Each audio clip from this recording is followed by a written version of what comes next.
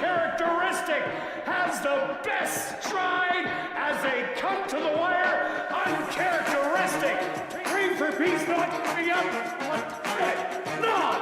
We'll take the 74th running of the Manitoba Derby.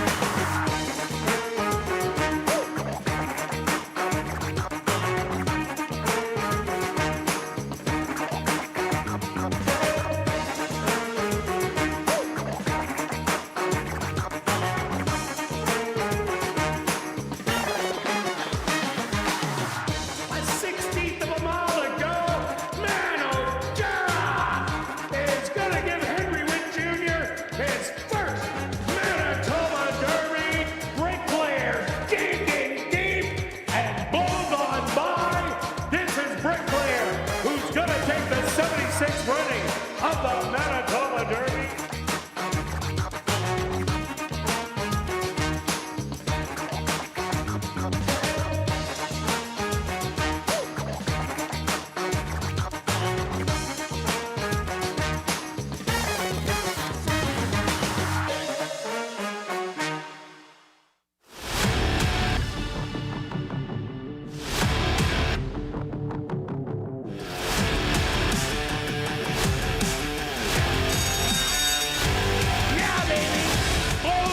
By.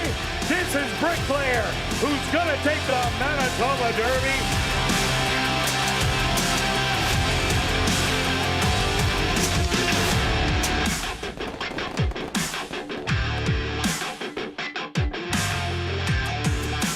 The Manitoba Jockey Club acknowledges that we are on Treaty 1 territory, and the land on which we gather is the traditional territory of the Anishinaabe, Cree, Anisininew, Dakota, Lakota, and Dene peoples, and the national homeland of the Red River Métis.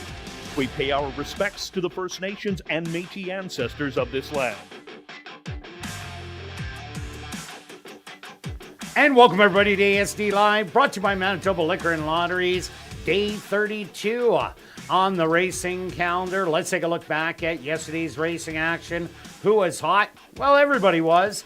7 races, 7 different trainers, 7 different jockeys got it done. But Demario Bino did have 1 win on the card, so he is now atop the jockey standings by 1 over Antonio Whitehall and Praven Badri. Sven Balrup 2 back, and then Rashad Knights on the trainer's side. Steve Keplin Jr.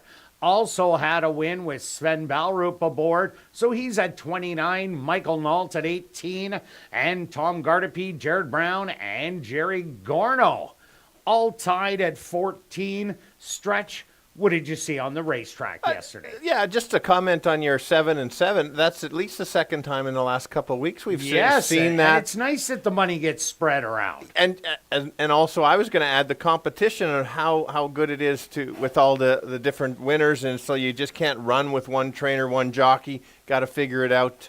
We've seen a number of really good rides, though. Absolutely good rides. Which I love seeing, and people finding out that, yes, we do have an inside rail that has been absolutely dynamite the last 2 weeks. Exactly, yes. Another fast track with very quick times. Once again, speed was the name of the game. You just comment about the golden rail. We had, at best, a few closers got up maybe for third. The speed carried on a lot of them. So 5 out of 7 wire to wire yesterday.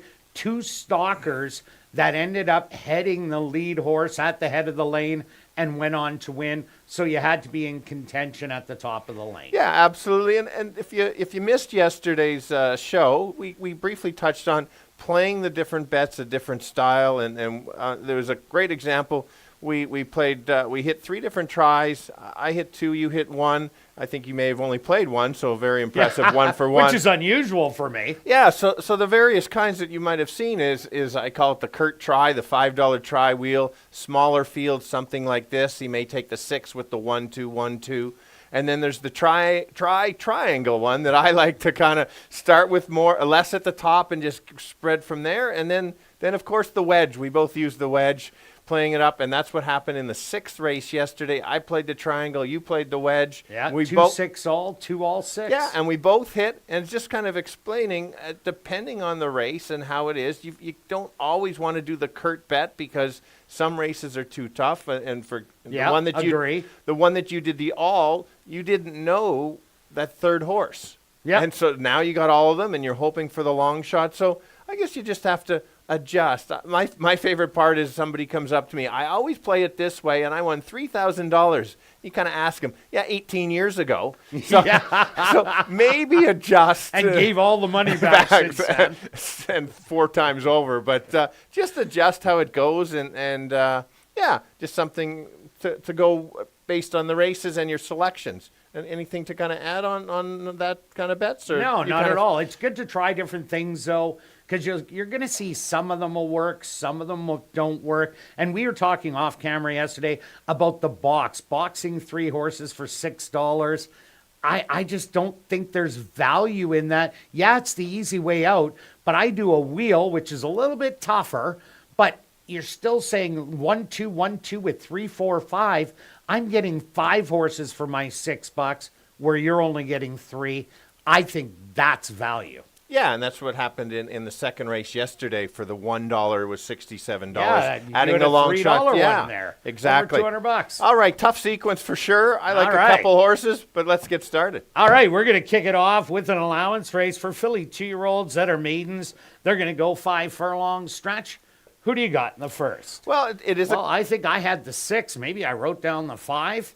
Oh, I did write down the 5. I meant the 6, so I'm with you. Okay. Yeah, that's. What a great job by them. Look at that. I know. Fixing our mistakes they over the always place. have to be ready for us because the number of mistakes we make. Competitive race. We ended up with the 6. I did see that you wrote down 5, and I was ready for a story or something. But no doubt. I would have liked to hear that story. Not saying the 5 certainly can win, but I thought the 6 ran a sneaky good race last time. Got bumped into the opening where there's the guardrail, I guess you would call it. Yeah, there's an extension rail that goes into the turn. So after that turn, there's a little dip that goes in before you hit the rail on the backside, and that's where it got pushed. Yeah, into. exactly. And then rushed, and then tried to chase We Can Only Imagine. That's a tall task. And then I just like how this horse is going to break. It breaks from the outside. I like these type that can break and then just kind of keep going. Shouldn't handle somebody like We Can Only Imagine, but we do have some firsters that could show that kind of speed, though. Yeah, I agree with you on Miss Latte. Let's talk about one of the firsters, number 2, Dress Me Up. The dad, pop artist, won 12 out of 24 races, $179,000 in earnings, and was an absolute speedball. The mom, Little Black Dress, had only 3 races, only won 1 race, but was the first race lifetime, going 3.5 furlongs. She also possesses a lot of speed, and this one is the first foal out of 1 or 2 that Jared Brown has in here. So I think this one just might be an interesting one. Hasn't shown it on the racetrack in the morning, has average type works, but with that breeding, this one should be speed. Okay, I'll talk about the 1, and I'm going to ask a question for you when you talk about the 3. I'm going to go back to the 1. Last race was not very good, average at best. The previous race I was very impressed with. This horse was making a move up the turn and then checked and then kind of lost all chance. I think we're going to get a pretty good price in here because that last race wasn't very good. They're 2-year-olds, still trying to figure things out. So I'm just going to hope I get to see that race from 2 back and maybe just get that better price. Had to use him that way. I used the 3 over the 2. Why did you take the 2 over the 3? Just because looking at that breeding, I like that the mom won early, the dad won early, and they both possess all that speed, going 5 furlongs. Breeding, yes, some of it is route breeding. You get the dad and the mom like to go a route of ground, so you're not going to get speed out of those types. But this one is speed and speed, and usually that does bring speed to the racetrack, and that's why I did put it in second. Okay, that's fair. I like that, and you're much better at the 2-year-olds than I am, especially on the breeding. I took the 3 over the 2 just because looking at the works, to me it looked like the 3 did beat the 2. It was the same day, doesn't mean it that way. That's kind of irrelevant, though. Okay. because sometimes in the mornings they want to go a little bit faster or they're going to be heavily restrained. It's an either or scenario. I used to be a clocker. I would love to have seen these works on these horses, and I could tell you from watching all those works from the several years that I did do it, who looked better. Even though the time is better on one, it does not mean that it was a better workout. Okay, that's fair. So it's kind of missing in there. Okay, good call. I'll go 6-1-3 in a wide open, but 6 is my top pick. And the 3 tap the parlay, the dad tap rip, 4 wins, 1.3 million in earnings, all at a route of ground. The mom was unstarted. This is also a first foal. The 4 rise again, speculating, was unstarted. The mom, Marianda, had 2 wins, $36,000 in earnings. This one is also a first foal. But if you are coming to the yearling sale, it does take place not this Sunday, but the following Sunday in the Assiniboia Downs backstretch. It's going to be at 2:30 p.m. 41 yearlings are offered, and hip number 11 for Rise Again is a brother. So you can get the brother of this one if it runs really good. Maybe you can get this one on the cheap, and Manitoba breds are good to have. I'm giving you 6, 2, and 3. Now we're going to carry on to race number 2, an allowance optional $12,500 claimer for 3-year-olds and up. Again, at that 1.1 miles that we've been loving lately. Stretch, what do you have? Yeah, we talked about it. They weren't going last year. They're going this year, which is good to see. Last race yesterday was 1.16 miles. Speed went gate to wire. Oh, did it ever? And did it ever? Eddie, and crushed. I'm gonna ride. Oh. I'm gonna ride the wave based on the. I don't see why the track rode Cajun Eddie to victory. It would have been close at the wire though. But, but yes, big enough win. Still a very good ride by Sierra to just pull away and take over. I went with the Invader, the one along the rail. Lone Star Speed. This horse. 2 and 3 back, a couple very good races that showed that speed, and I think this horse certainly can get there. I don't think there's that much other pace in here, and it has battled in the past, but it might not be battling. It might just get loose and keep going. Yeah, I agree with you, and the way Speed's been doing well on the track last week and yesterday, I think it's a clear lead. Catch me if you can. I also like number 3, Luca Grazzi. How can you not? 3 starts on the racetrack, back-to-back wins, and then lost last time to Bossy Holiday. Bossy Holiday made a power move in the turn, opened up 4 lengths, and then Luca Grazzi just kept digging in and only lost by a jump at the wire. Gets to go farther, but this horse can go farther. So even though it's been Speed favoring, a big threat in here.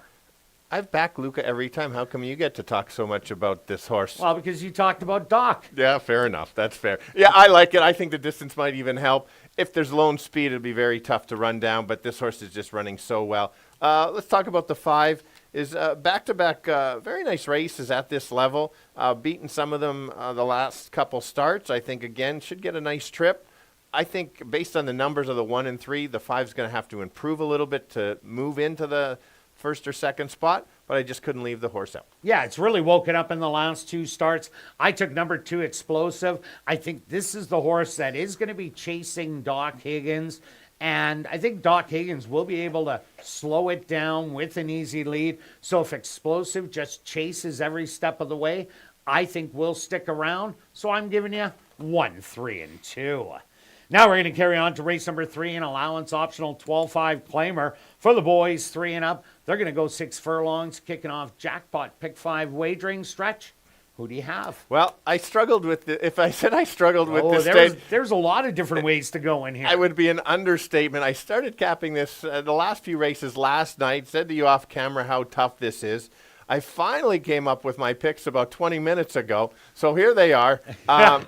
You know how it works. Oh, yeah. Instead of 7, 6, 1, just put ALL. But I have to give you the 3. We do have a similar picks, which is interesting. Yeah. Let's go with the 7. Top pick, Monique Goulet claims this horse back. She's had success with this before.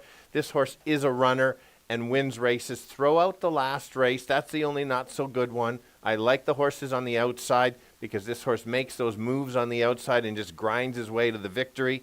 Makes that usual move, certainly right there. has the figures to be there. And Totalizer acted up in the gate last time out, and acted up a couple of times in there. Doesn't usually do that, and I think spent it most of its race as it was acting up in there. I ended up going to number 1 designated hitter. All these horses race against Black Tika, monster speedball with a huge heart. Designated hitter tried to wear it down last time out, but got worn down in the process as Black Tika went on for the win. I think Designated hitter is way better coming off the pace, and I love that this horse has the rail, tactical speed to be close, and there is good speed in here, my third selection. So Designated hitter, I think, is going to be sitting in a perfect spot to try and win it. Yeah, I'm with you. I didn't like the horse going to the lead last time. I think off the pace is much better. Completely agree with you. I went to the 6. It's one of these that I was trying to fit in there because last time out went the 2 turns. I don't think that worked out very well. 3 of the 4 sprints are very good, and those races put this horse right there. Maybe based on that last race, people might ignore it. I think this horse certainly has the talent to win this race. Had to include it. 7, 6, and 1. Yeah, and the other one I threw in, number 3, Chicago's Gray. This one fits the racetrack. It is speed in here. Freezem, the 5, has a little bit of speed, but it doesn't have Chicago's Gray's speed. Is dropping in from the 2nd and 3rd level allowance down to this 1st level. Brings that pile of speed and did win late in the year last year at Century Downs. If it brings that race to the table, it could wire the field. So I'm going 1, 7, and 3. Now we're going to carry on to race number 4, kicking off $50,000 guaranteed pick 4 wagering with the $3,000 claimer for 3-year-olds and up that are non-winners of the year. They're going to go 7.5 furlongs. Scratch number 6, Charmin Charlie, and stretch 7, 2, 1. All for me in here. Oh, very good. Okay. Wow, this was a tough one for me. This was the last race that I chose. Okay, then It was unbelievable. That's very interesting, and that's just how how people handicap different. We handicap similar at times, but how you see it different at times. And this 7 kind of jumped out at me in this race, and 2 races back, this horse was running at the same level, but against better horses. Last time. It was at 5,500, ran a very nice race, battled the entire way, 5 lengths clear of 3rd. I think yesterday a dropper dropped and popped, and I think that's what this horse is doing based on the last 2 races. Horse has very good speed, and finally gets his first win of the year. Yeah, he'll be on the outside pressing, but number 4, Big Investment. Well, this horse also comes with big speed. 2 outs ago, ran a really good race on the front end. Last time out, all sorts of problems. Tried to rate, blew the turn. It was just a mess. Now drawing inside, I think gives Arcadian Storm a little bit of grief on the front end. So it isn't a huge play for me. I went to Stretch's pick from last time, number 2, Freemaker for 2nd. I think this horse ran a really good race as speed took off in Prairie Drifter, who ended up going wire to wire rather easily. Discreet Invasion made the rally up the inside, but Freemaker was wide every step of the way. Now draws to the inside, will be in a better spot today, and I think he'll be a huge price horse that could kick off your pick 4. Yeah, very, very true on that. Maybe a little bitter because if the horse had won, I would have had the pick 5 that day. Well, and anyway, nice try. I'll go to the 8. It's another one of these droppers. And you think, oh, why? You don't want to take these droppers this time of year. Kind of gets a little concerning. But I think this horse drops to the right level. Does need, I think, the speed to back up to get there. But Kirt seems to think that I think there will be a battle. And so then this moves this horse up. Again, I don't think the horse is off form, just couldn't win at the higher level. And so with the pace battle, this horse can certainly run them down. And I also like number 1, Discreet Invasion. You get the top trainer, Steve Kepplin Jr., Siobhan Townsend will be hugging rail probably every step of the way. Couldn't be Prairie Drifter as the track was playing to speed, but did try every step of the way. So I like that, so I had to put it in for 3rd. Yeah, and one of my long shots today, the 3 that you're double checking, is saying, how did Stretch take this? So take a look at the Canterbury races down. Throw out the Fargo races. You never really know what happens in the Fargo, the track surface. And Chippewa. And Chippewa, very good. Maybe it's not for the win, but at the bottoms and those Canterbury races last year looked pretty good. I think we've got this kind of in the mix, and the horse finishes 13 times, so I needed a third place in this, so why not 7-8-3? And just ask Joel, will run on Lasix today, and I'm 7-2-1. Now we're going to carry on to race number 5, an allowance race for 3-year-olds and up. That are non-2-lifers. They're going to tackle the miles. Scratch number 6, Flying Text. How did we come up with the same top 3? Yes. Scratch? Well, I did scratch in the 6 getting scratched. I was originally 1-2-6. Yeah. Just and you got no cookie. Yes. Because of the racetrack. Correct. I get you. Yes. It would be my 4th sitting in there. I will go to the 1 as my top pick. 2 almost made my top selection. Kind of got them co-picks there. Pace makes the race. I think the pace will be the 1. This horse has battled the last couple races. Pretty good, going some speed. Has a nice quick work coming in. I think that's going to set it up for trying to get the lead, which it should anyway. The breeding says the horse could go longer. We're getting 10-1, probably less, probably closer to 6-7-1, I think. What are you thinking? Yeah, probably in the end. Yeah. With the scratch of Flying Text. Correct. So I think right track surface, right spot, take a shot, gate to wire. Yeah, the other horse I like, number 2, Prince of the Prairie. Yes, the last time it was against Better Luck Next Time and Attaboy Cookie. The 10 and the 8 was 30-1 and ran average in there. But it was that last race. The horse ran so good against Bossy Holiday, Luca Grazzi, and McKegg. Only beaten by 5 lengths in the end. Any of those horses, well, 1-9 is an understatement that they would be in this type of race. And it is a horse that can come off the pace. Besides Hey Sweet Darlin', the 4 Brinson, the 5 Gopher, and the 7 Silver Creek Kid, they all have speed to offer also. So I'm looking for a horse like this to be one of my ralliers in the race. You're killing me. You hit all the key points. You made all the points there. Now it's all Kirt knows what he's talking about. Scratch gets no credit for it. You got it all. I don't have much. I'd have much to add. The key was to take a look at where Luca's running and a few of the others in that race. 5th, losing by 5 is there. 10's my 4th choice, but it's your second choice. Talk about the 10. Yeah, the 10, Better Luck next time, has won 3 races in a row. And the horse does have speed, but it hasn't been pushed to the front end in any of those races. Just kind of sat there. And then when Antonio asked the horse, it opened up and then ended up coasting to victory. Did win this condition last time out. And now gets to go back in it again because those Manitoba bred races don't count. Doesn't draw the greatest in here in post position number 10, but will get definitely good positioning behind the speed, maybe be able to drop in. So I had to throw it in my top 3. Yeah, no, I'm with you. It moves 1 post with the scratch, but I'll go 1-2-10. And I'm 2-10-1. Now we're going to carry on to race number 6, a $3,000 claimer for fillies and mares 3 and up that are non-winners of the year. They're going to go 6 furlongs. What do you have? Like you said, non-winners. I wouldn't say I'm really excited about this one. Here's another one that you could hit an all button. Correct, absolutely. Hope for a big price. Yes. So let's go with the 9. Like I said, treading lightly on my top selections in this one. Has run some nice race in her 3 starts. Can show speed. Can stalk. I think the horse needs to find some positioning being in post 9. But there's some that don't have speed, so I think this horse... There's a lot that don't have speed. Fair. So this horse can certainly find pretty good positioning. Could it get the lead? It could, but that's why I have the 5 on top. I think it's getting the lead. Okay, so the 5's leading, 9's chasing, 9 takes over from the 5. Stretch is correct. Go ahead. All right, and I put number 5, Giddy Up Zoe. This is my bomb of the day. Giddy Up Zoe showed speed last time out. Yes, it did tire in the end, but it was only a length and a quarter behind number 9, Donna's Final Word. Donna's Final Word was taking money on the board. Giddy Up Zoe wasn't.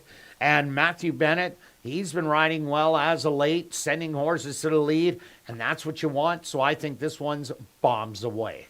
Yeah, why not? It's the right race. The 6 horse, I thought this horse had been done wanting to run, and then last time kind of proved me wrong and decided to wake up and run a really nice race. And before that, some other nice races. Does make the drop. I think huge drop. Yeah, and because of that last race and the early on races, horse still wants to run, especially the first race of the year. Runs those, I think the horse is certainly there. Couldn't leave that one out. Yeah, it drops down, misses the 5,500, the 4,000, straight to the non-winners of the year. Yeah, this horse hasn't won in forever, but hits a really good field where the horse can improve. So what about Otterpop? I've been taking this horse the last couple times, and because it's disappointed me, I had to kick it to the curb today. But I still think it has a great shot. Yeah, that's exactly. It was kind of a third pick. It's been right there. You jumped off. I know what happens when that happens. Stretch cashes tickets because you've given up. It did lose to the other one by a length last time, but over the years, the horse has the numbers to be there. And this is the type of horse that just pops on the bottom levels. No, Otterpop. There we go. No, I didn't. Okay, yeah, you didn't even realize. I didn't even try. That's hard to be this clever. So you're 9-6-4, and I'm 5-9-6. And we're going to carry on to race number 7, our maiden race for Manitoba, Saskatchewan, North and South Dakota breds. They're for 10,000. They're going to go 6 furlongs. Scratch number 1, Hibernation. Scratch number 6, Collector's Grace. So with those scratches, I adjusted, and we're both on the 8. Yeah, so I did have the 8 as my top selection, even with the 1 in the race. I was more impressed with the 8 last time than the 1. For me now, the 8 is absolute jump off the page, key and everything now because of the 1. This horse I've been backing from time to time. Almost every time. The last time made a nice middle move going the 2 turns and showed some interest. And I like when horses do that, especially when they go the 2 turns. Now they cut back. This horse certainly has the potential to maybe get the lead. Doesn't have to have it. Well, there isn't any other speed, so that's why I love it now. And so if it gets the lead after going the 7 furlongs, 7.5 furlongs, gate to wire, winner. Yeah, I agree with you. Also, we both like number 5, Amplify, taking a big drop out of the allowance and stake conditions back to the maiden. This horse has run some good races. That race early on, 4th beaten 1.5 to Zabibo, Mini Glazed Donut, and Chazette. That was an absolutely great race, but she did come from well off the pace to get there. She'll have to make up a lot of ground if she tries that.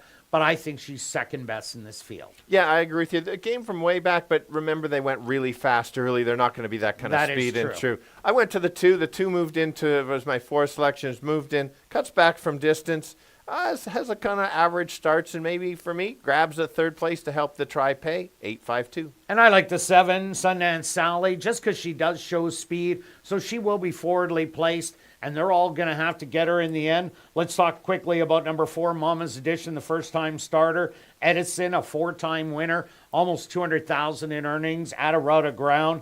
Hey Mama Rock was a maiden, and not much to go on as this was a first foal. But I am 8-5-7. Good luck with all your wagers this evening, and I'll be right back with the changes on this evening's Carter Racing.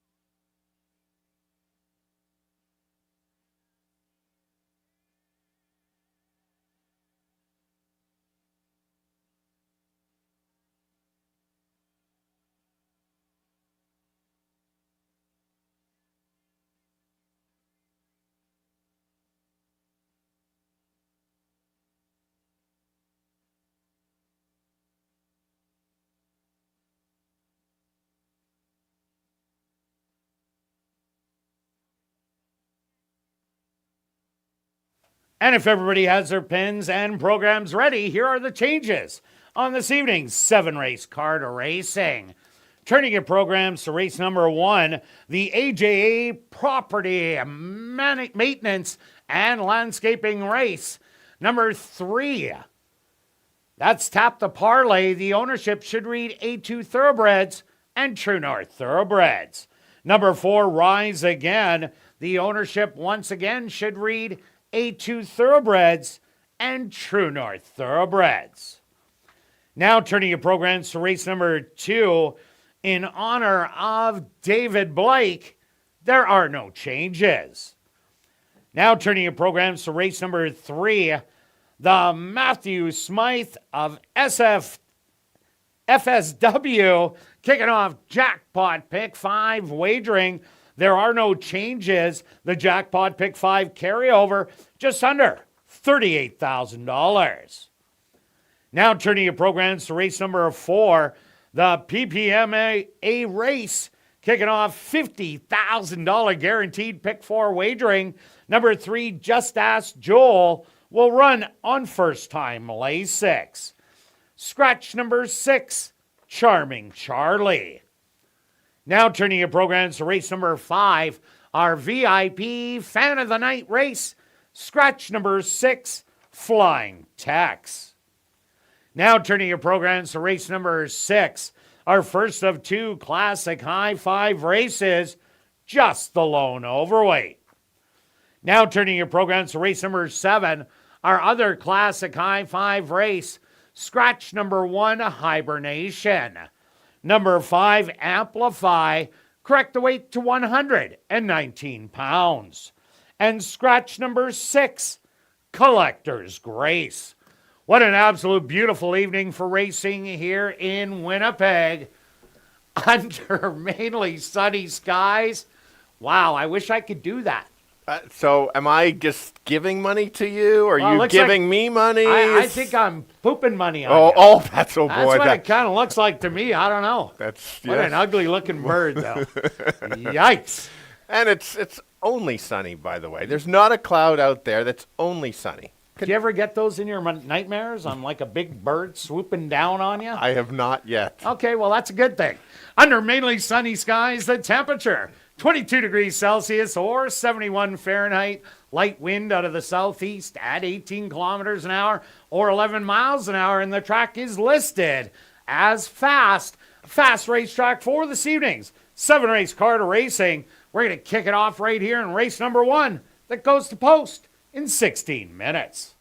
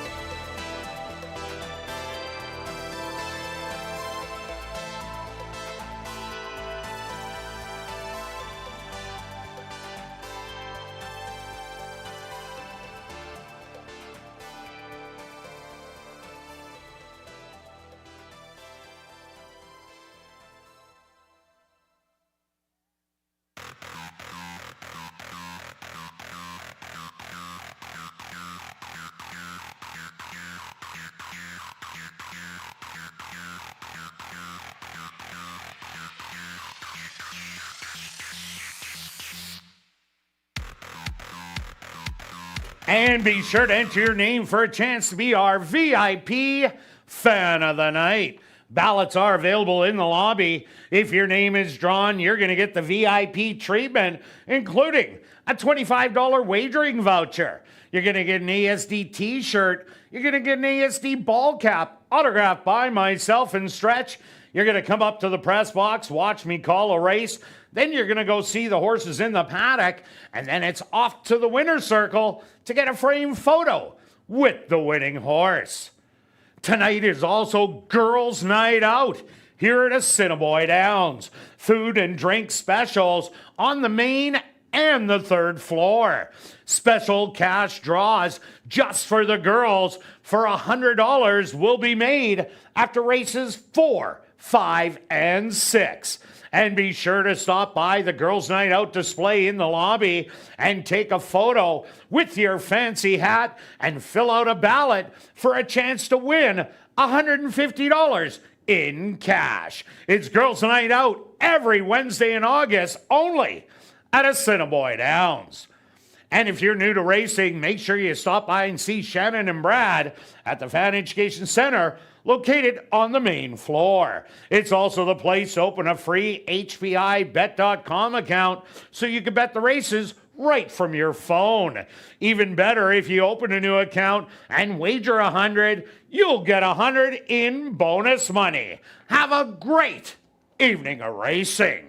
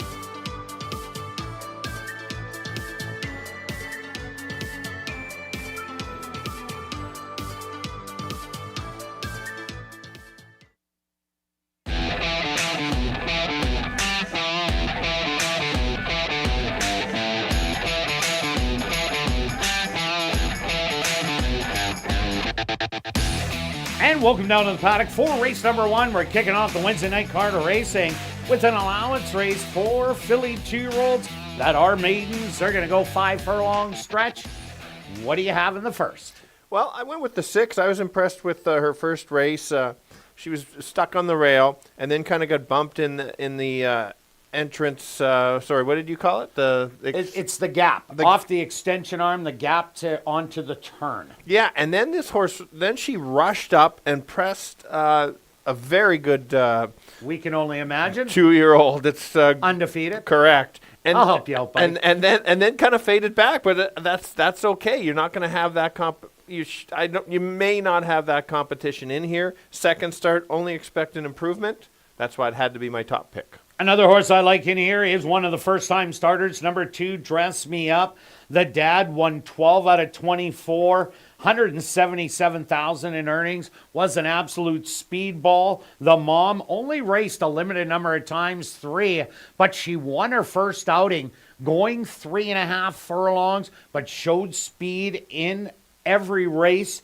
Has 2 workouts that are a little bit standout for this one. 51 Breezing Gate on July 5th. Then most recently, 49-4. If this one is anything like Dad and Mom, she's going to be absolutely flying at him early. And Jared Brown has already won a couple of 2-year-old races. Yes, he has, for sure. And speaking of Jared Brown, I'm going to the 1. This horse, first start, had some trouble. And then that basically, once this horse checked in the backstretch, kind of lost all chance. Yeah, right at the 3/8 pole when it was moving. Yeah, and then last time out, maybe a little bit flat. It says broke inwards. I didn't see a whole lot of stuff. I'm just going to give this horse another chance. A couple starts, just run against a couple nice horses. Did only lose to my top selection by 3 lengths. I think that under 3 lengths, if it runs back, certainly can be there. And number 3, Tap the Parlay, another first-time starter, 1-2, sent out by trainer Michael Nault. This one is by Taproot, a 4-time winner of $1.3 million at a route of ground. Betsky, the mom, was unstarted. This is also a first full, but both the 3 and 4 have a really impressive workout coming in, 48-1.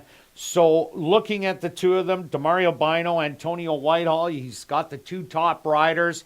I'm sure this Ontario bred can run a little bit. Absolutely. And yeah, on ASD Live, I did get mixed up, but I said 2-3, 3-4. We were talking about the workouts. I went to the 3 a little bit more because of maybe that July 23rd workout being you o'clock, or you explained.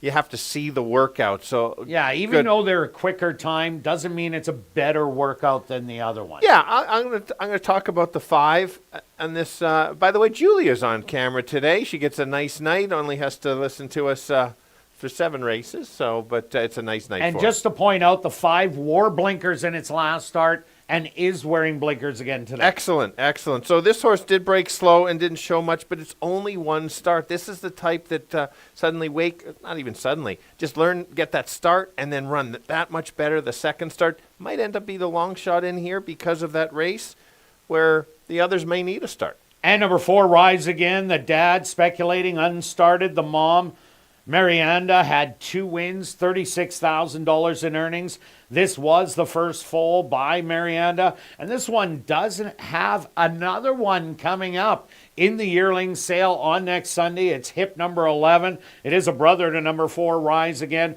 who also has a nice workout. But let's go to our wagers here in race 1 stretch. What do you have? We'll make it easy. Just a $10. That's where you can talk about the change. $10 exactor, 6 with 1-3.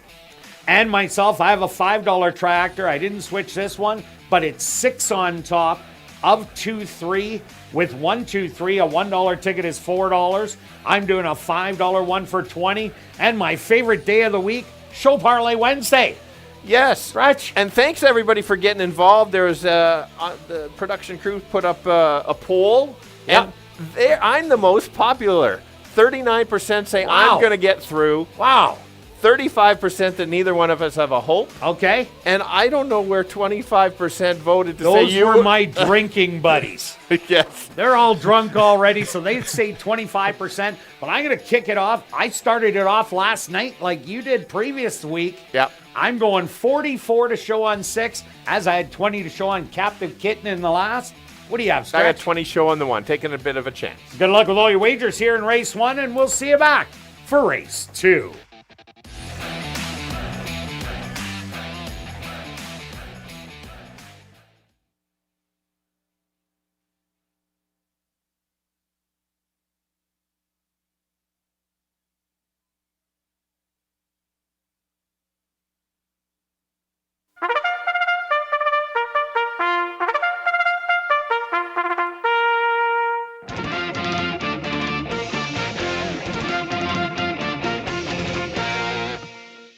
The horses are on the track for race number 1, the AJA Property Maintenance and Landscaping Race.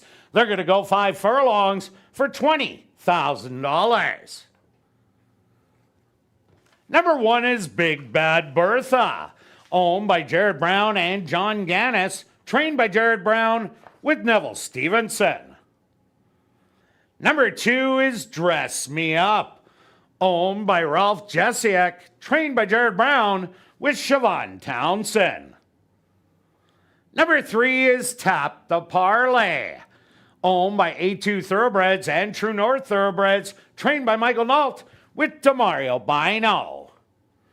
Number 4 is Rise Again, owned by A2 Thoroughbreds and True North Thoroughbreds, trained by Michael Nault with Antonio Whitehall. Number 5 is Sister Frances, owned by Larry Falloon and McLaren Racing, trained by Stephen Gaskin with Ronaldo Cumberbatch. Rounding out the field is number 6, Miss Latte, owned by Arneson Farms, Drop-In Racing, James Keplin, and Parker Wallette, trained by Steve Keplin Jr. with Sven Balrup. Rolling doubles and rolling pick 3s here in race number 1. They'll go to post in approximately 4 minutes.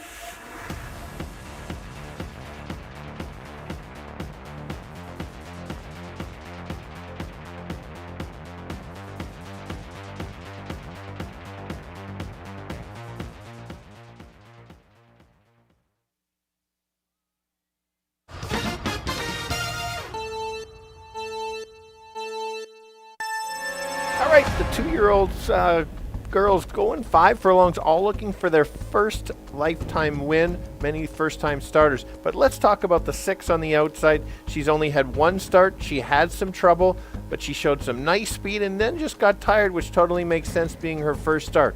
She's the one to beat. Let's take a look at the 1 along the rail. First start, had a lot of trouble. Last start, average start, but maybe today she can turn it around and get there at a nice price. And one of the firsters that I like that's never run before is the 3. Right trainer, right work, certainly can be there. 6, 1, and 3. Kirt?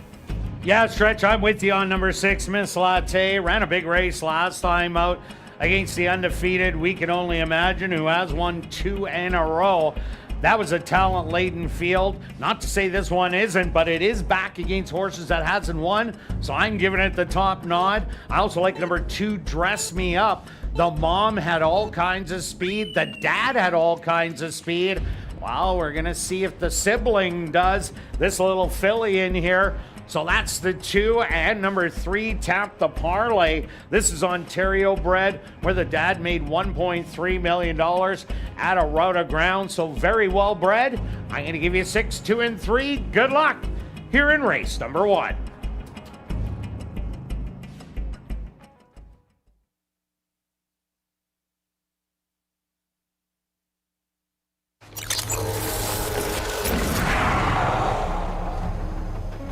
It's now 2 minutes to post time at ASD.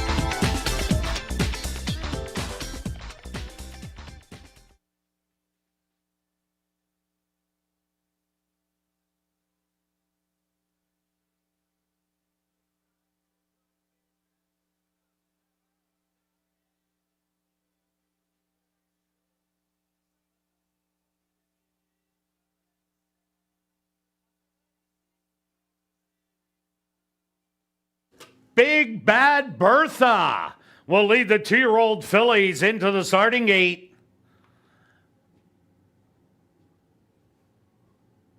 Dress Me Up will be the next to go in.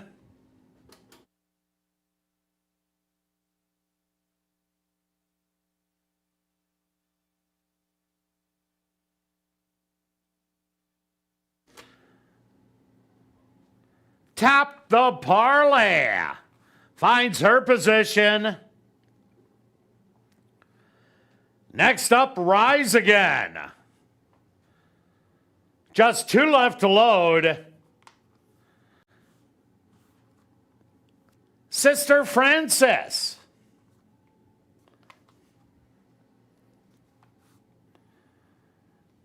And now just waiting on the 3 to 5 favorite. That's number 6, Miss Latte. The field is set. They're at the post.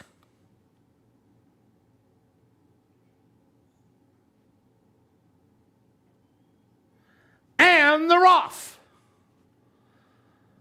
From the inside, Big Bad Bertha showing some good speed with Tap the Parlay in between horses. Miss Latte up close early in third, a gap of 4 lengths back to Dress Me Up. 3 more to Sister Francis, and your trailer will be Rise Again.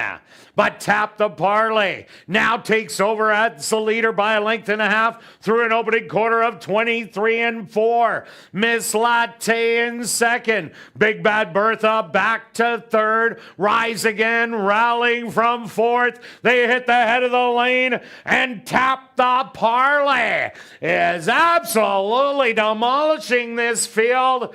She is up by 8 as they hit the 16th pole. It's Tap the Parlay who's going to get it done. Second is going to go to Miss Latte. Third to Rise Again. And fourth to Big Bad Bertha.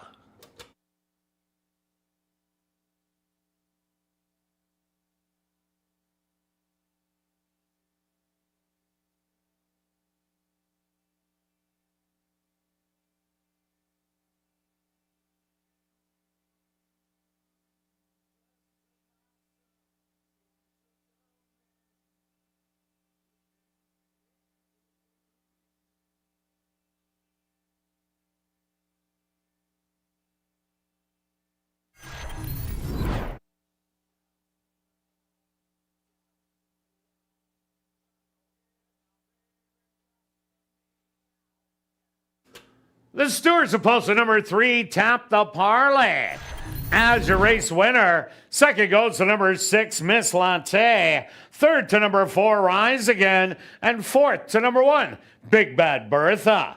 They went the opening quarter 23 4, the half 47 1. Time for the 5 furlongs, 1 minute even.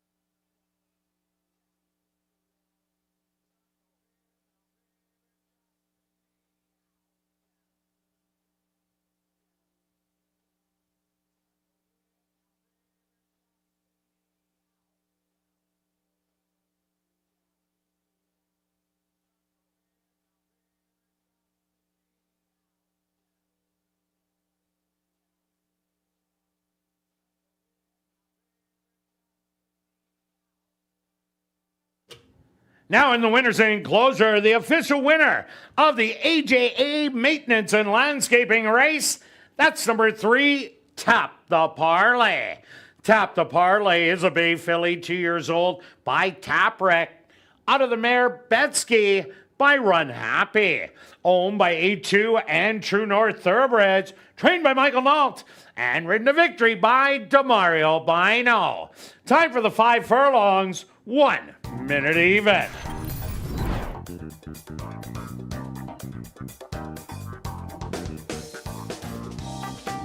Race 1 is official in the upcoming second race.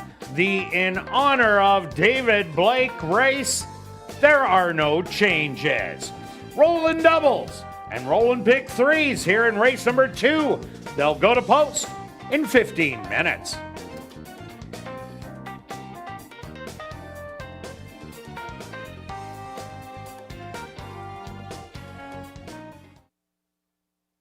Assiniboia Downs has a 50-50 draw that will take place each and every race night.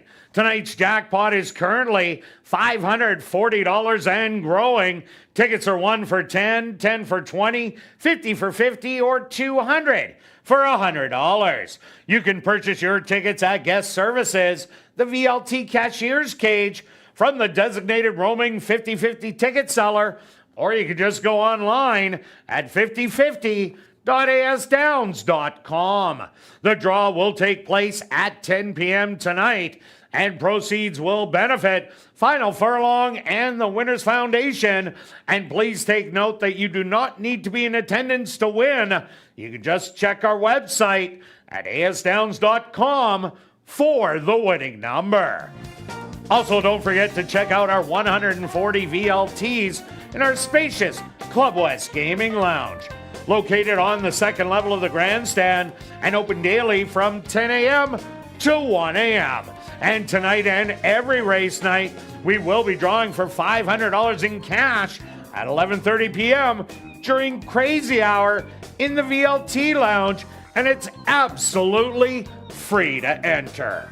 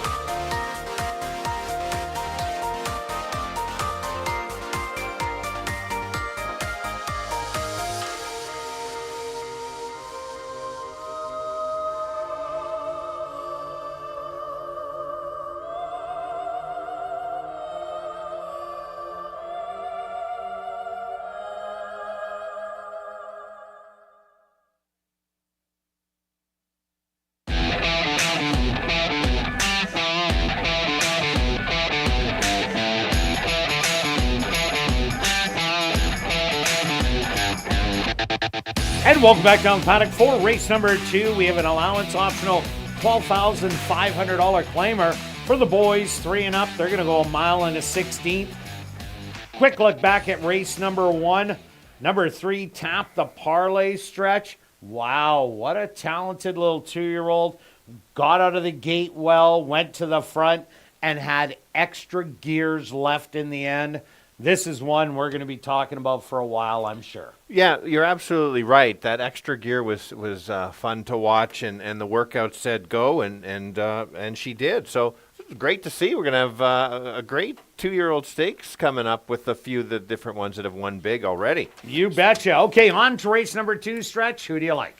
Well, the last race was a short race, but speed continues, gate to wire. Let's go to the one along the rail. Invader from Lone Star.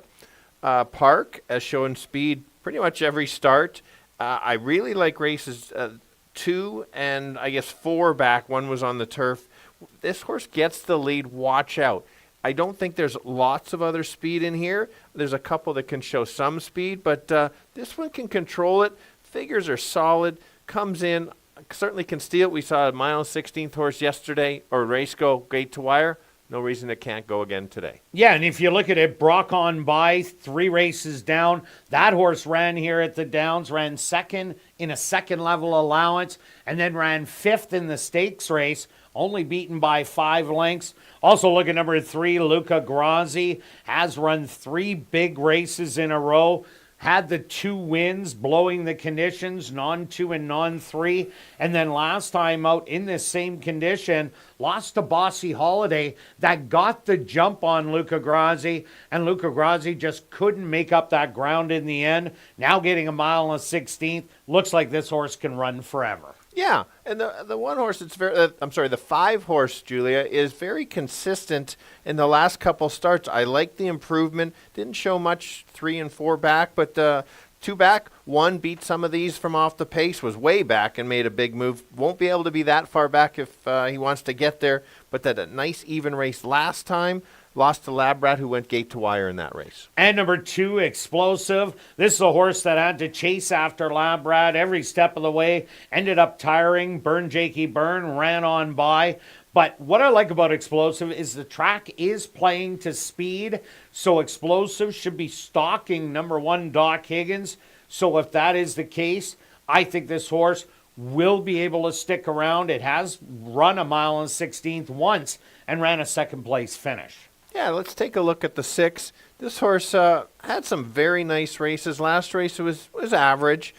Trying the 2 turns for the first time this year, but if you look at previous years, this horse has won going 7 and been right there going 7.5, so going a little bit longer. I like this move by the trainer to give this horse a try around the 2 turns and see what happens. And number 6. That's one I was sorry. That was 6. Happy Camper, the 4 horse. Here's another one that ran a big race 2 outs ago against Jakey Byrne. Was well back in the field. Made that big charge down the lane to be second. Next time out, which was the last time, was forwardly placed before backing up to be beaten by double digits. Has a couple of 1 mile and a 16th races 7 times. Has a win and a second going the distance. This could be one that could be a little bit of an upsetter in the race. Yeah, it's a very competitive race. It's going to be how the race shape sets up. All right, let's go to our wagers here in race number 2, Stretch. What do you have? Okay, this is probably more of a sentimental play because I think maybe the 1 can win it. I just bet Luca every time. Just in case, let's go 40 place 3. And I'm going to go a $10 exactor 1 and 2 in here. And I'm going to add a $10 double as we do have those rolling doubles. $10 double, 1 and 7. Good luck with all your weight. Oh, show parlay. I'm usually out by now, but you're the one. Oh, yes. Car change. I am I'm apologizing to the 39% that voted, thinking that I would make it through. It's my party people. We're still alive, guys. Party people and girls. Yes. And by the way, speaking of the girls night out, great hats today. How good is looking out in the crowd? Looks great. Everybody out there that's wearing them. 20 show on 3. And I'm 46 to show on the 1. Good luck with all your wagers here in race 2. We'll see you back for race 3. Kicking off Jackpot Pick 5 wagering.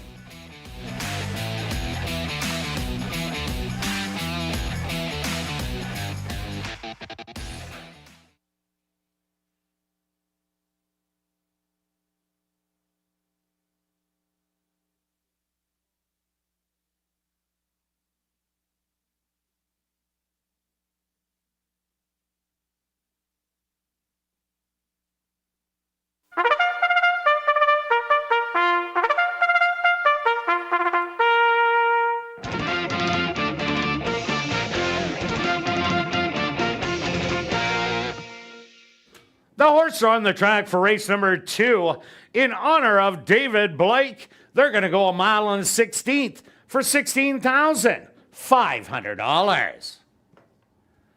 Number 1 is Doc Higgins, owned by Henry Witt Jr., trained by Jerry Gorno, with Ronaldo Cumberbatch. Number 2 is Explosive, owned by Arneson Farms, trained by Lise Pruitt, with Javanil Patterson. Number 3 is Luca Grassi, owned by Homer Thoroughbreds, trained by Jason Homer, with Sierra Pruitt. Number 4 is Happy Camper, owned by Ryan DeJarlis, Blair Kidd, and Robert McKinnon, trained by Ryan DeJarlis, with Sven Balro.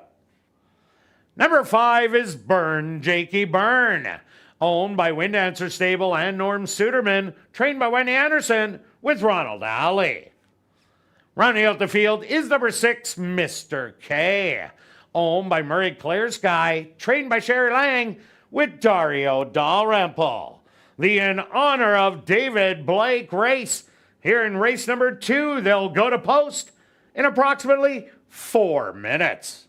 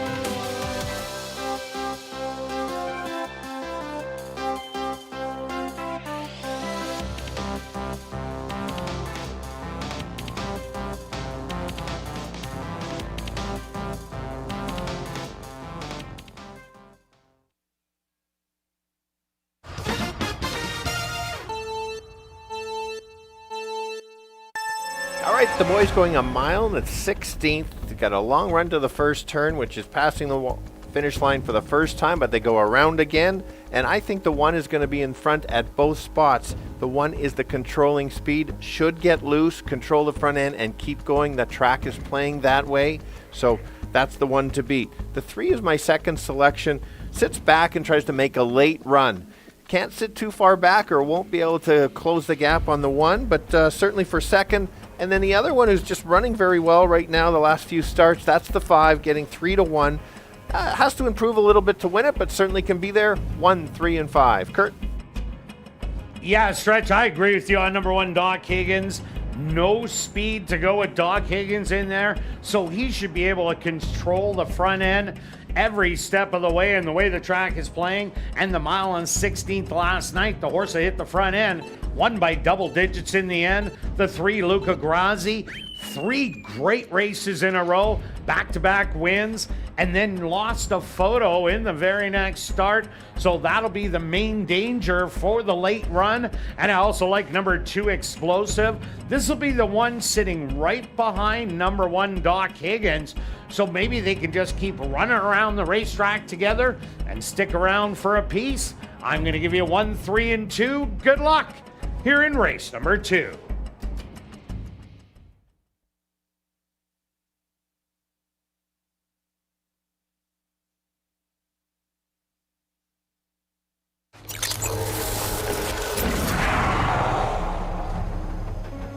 It's now 2 minutes to post time at ASD.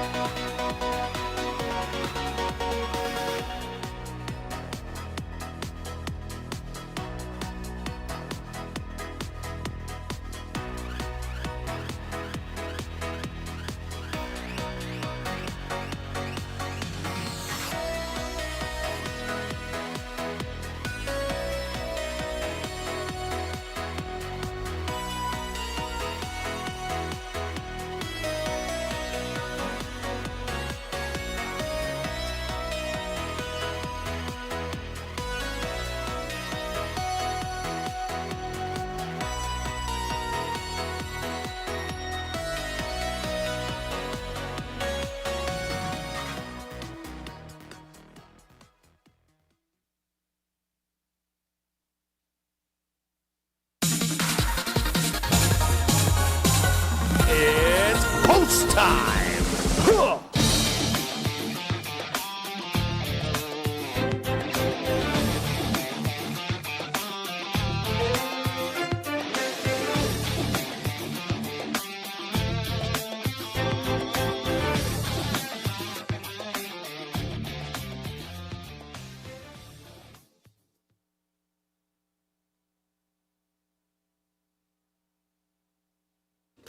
Doc Higgins, the even money favorite. The first one into the starting 8. Explosive walks in. Here comes Luca Grazzi. Next up, Happy Camper. Just 2 left to load. Burn, Jakey Burn. And now just waiting on Mr. K. They're all set. They're at the post. And they're off. From the inside, Doc Higgins. Out to capture the early lead. Explosive. Settles in between horses in second. 3 wide, Mr. K hugging the rail. Luca Grazzi in fourth. Then it's back to Happy Camper and Burn Jakey Burn, who are only 4 lengths off the lead as they pass the grandstand for the first time. The opening quarter, 25-1, and Doc Higgins now opens up the lead to 2.5 lengths. Luca Grazzi has moved into second, back to third. Mr. K, Explosive, moves up the rail into fourth. Jakey Byrne getting motivated, and the trailer is now Happy Camper. The half mile, 49-4, and Doc Higgins now gets company from Mr. K and Jakey Byrne and tries to open it up, but Doc Higgins has Jakey Byrne to deal with. Luca Grazzi has moved to the outside and now making a bid 3 wide. Then it's back to Mr. K, Explosive, and Happy Camper. 3/4, 1:15. Doc Higgins spins out of the turn with the head advantage. Jakey Byrne to the outside. Luca Grazzi, 3 lengths to make up, but it's still Doc Higgins and Jakey Byrne. A 16th of a mile to go.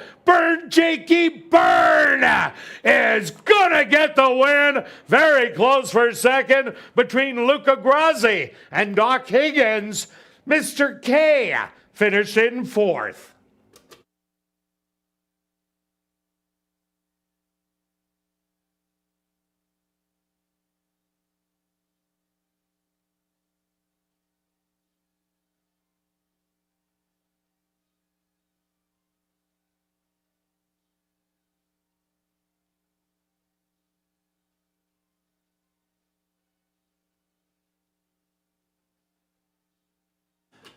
The stewards have posted number 5, Jakey Byrne, as your race winner. A photograph has been called to determine the place and show positions. They went the opening quarter 25-1, the half 49-4, 6 furlongs 1:15, time for the mile 1:40-4, time for the mile on the 16th 1:47-4. Results of the photo show number 3, Luca Grazzi, finished in second. Third goes to number 1, Doc Higgins, and fourth to number 6, Mr. K.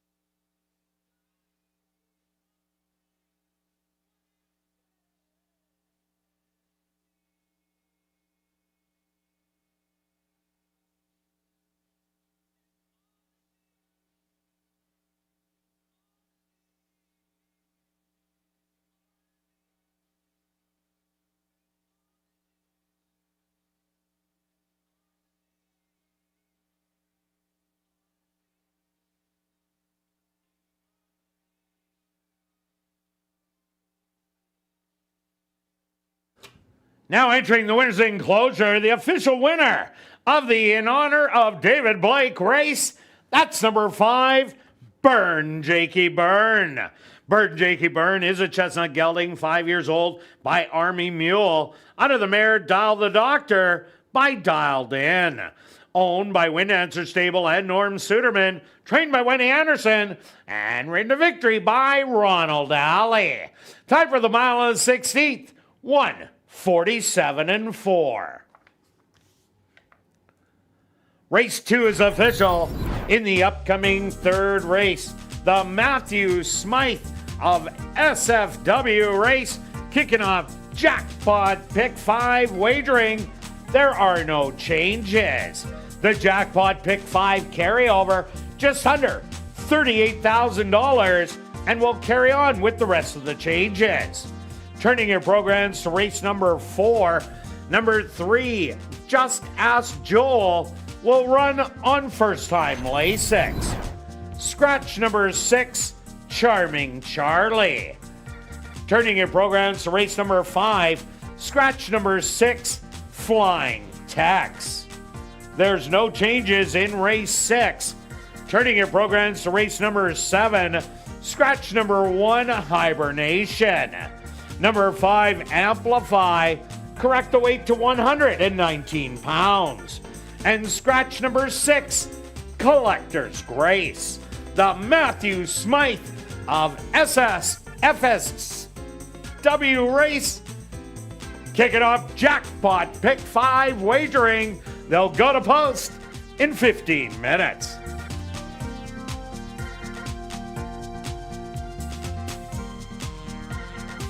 And don't forget to explore the 140 VLTs in our Club West Gaming Lounge, located on the second level of the grandstand and open daily from 10 a.m.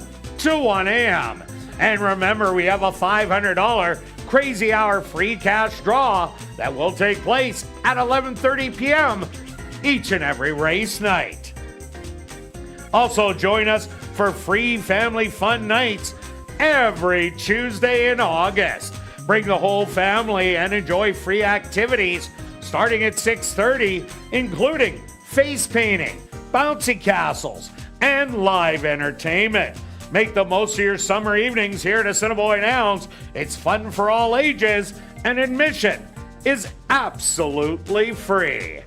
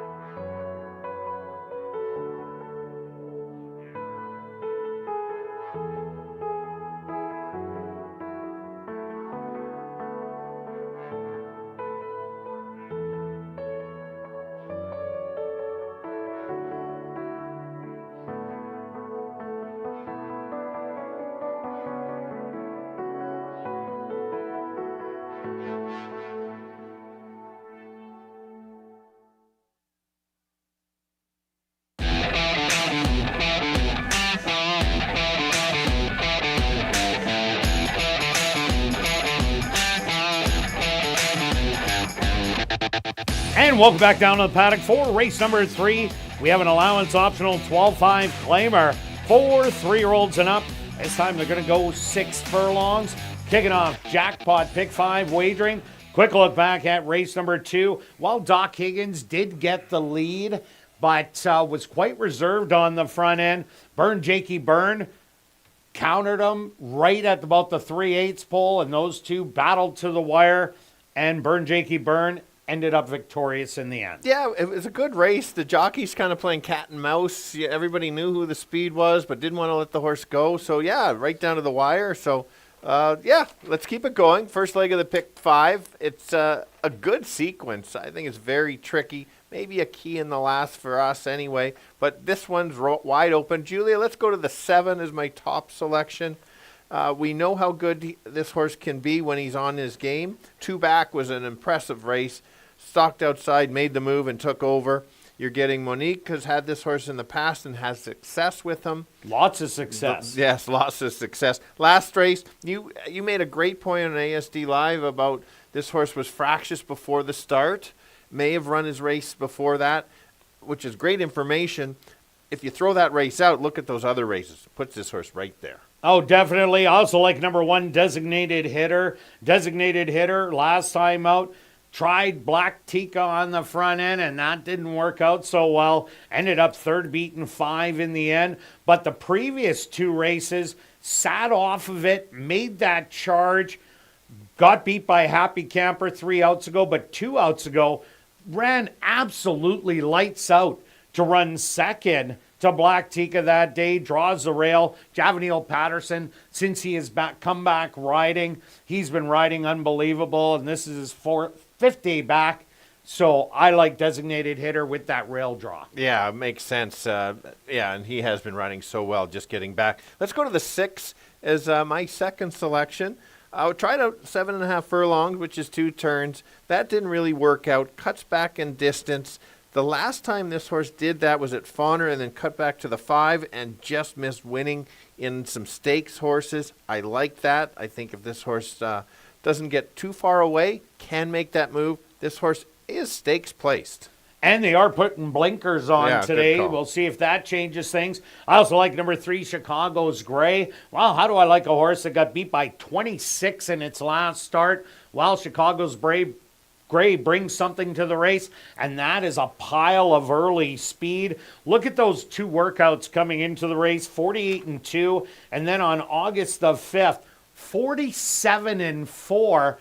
In my knowledge, about the last 20 years, I don't remember. I think 1 or 2 horses have done 46 as a workout and change. So 47, unbelievably. Chicago's Gray, if it gets a lead all alone, you're going to love the 11-1. Yeah, absolutely. Good point. I agree with you. You've been clocking more, and I don't remember that fast before. Let's take a look at the 5, 10-1. I think this horse is a bit of an overlay. Has been on the fringes, can show speed, 3 back, won a nice race. Last couple... The same condition. Very good. And then moved up against tougher ones, some kind of stake-placed horses in there that are very good. We're going to find out the back in class. I like the workout coming in, keeps the horse sharp, has the ability to be right there. And number 2, Tiz Lord, had the wind string snapped, won the non-3 lifer, won an open 10,000, then went around 2 turns. Didn't seem to like that. Now gets to cut back. This is a horse that won't show speed in here, will sit back and make 1 run at the leaders. And if it runs back to that race 2 and 3 outs ago, definitely a shot, and that's why 5-2. Yeah, and let's look at the 4. Surprise hasn't won this year. Has been running so good, just right there. Is going to have to stalk and chase the 3, but has the ability to do that. Figures are there. A couple really good races just to get beat to some good ones. All right, let's go to our wagers here in race 3. Pick 5 time stretch. What do you have? I've got 1 ticket. I made it 40 cents. Oh, look at you. Just because if I get it, and you get it, that would mean I win double. Oh. All. Trying to one-up me. All right. All with 7-8, with 1-2-10, with 6-9, with 8. Well, we know you're live after the first leg. I'm 1-3-7, then I hit the all button. with 1, 2, 10, with 2, 4, 5, and 6. I got all sorts of numbers here. I got way too many. With 6, 9, with 8, that's going to be 72. And for the show parlay stretch, what do you have? I think That's way too many legs. it's 2, 4, 5, 6, 9, 10, I believe. You lose the last leg, I believe is what it is. I've got 21 show on the 7. And I have 48 to show on the 1. Good luck with all your wagers here in race 3. And we'll see you back for race 4, kicking off $50,000 guaranteed Pick 4 wagering.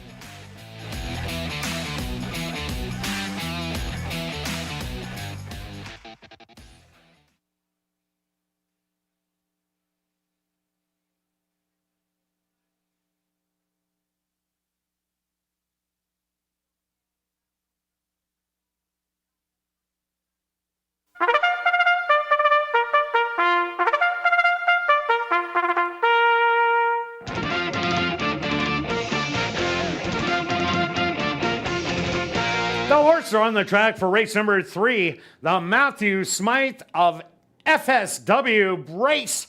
They're going to go 6 furlongs for $16,500.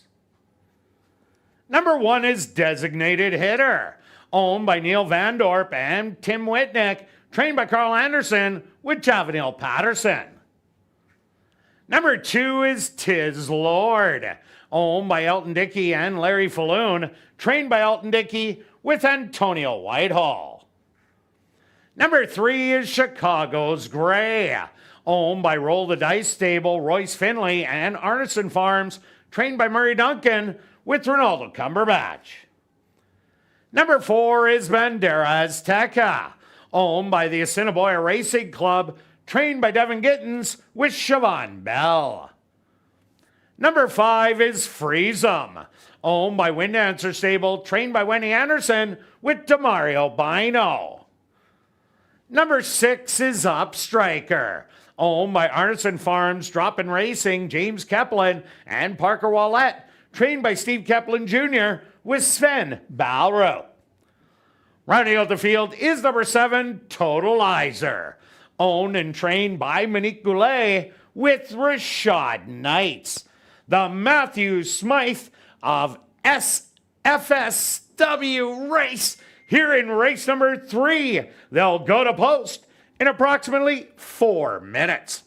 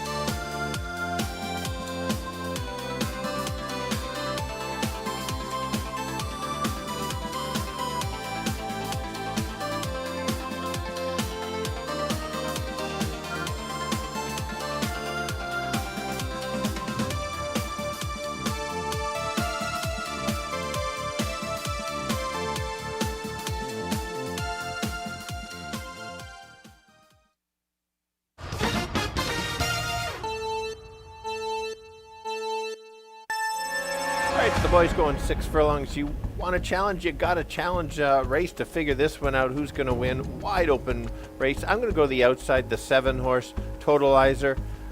ran a great race 2 back and then faltered a little bit last time, but I think today just gets the right post position, sits on the outside of the speed, makes his outside move to try to get up for the win. Others to consider is the 6 horse, belongs at this level, when was at this level, has been right there, raced against a couple tougher last couple times, gets the right spot. Got it 4-1. I think that's the right price. And the 1 should sit off the pace and try to make a late close, gets the right trip, could go right to the winner's circle. 7, 6, and 1. Kirt. Yeah, Stretch, I ended up going to number 1, Designated Hitter. Last time out, I didn't like that the horse tried the front end as Black Tika owned it and ended up winning it. This horse is much better stalking and pouncing, draws inside in here and gets a rider that's absolutely on fire. So I'm taking that one on top. I do like number 7, Totalizer. Has won this condition and has been a force to be reckoned with. Lost last time out because it had trouble in the gate. If it doesn't have that same trouble today, expect a much better race. At number 3, Chicago's Gray. This is the speed of the speed in here. If this horse makes the front end, it might be all over. Catch me if you can. I'm going to take 1, 7, and 3. Good luck here in race number 3.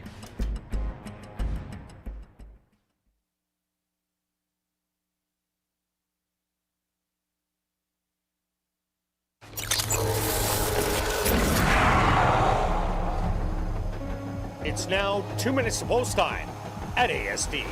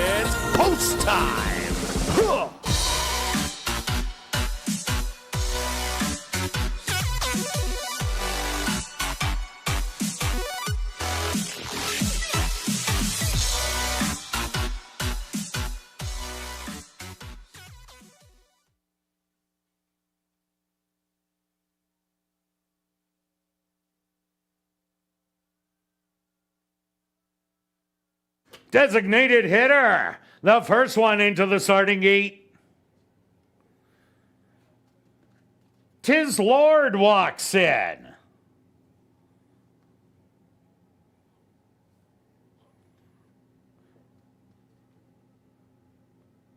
Next up, Chicago's Gray.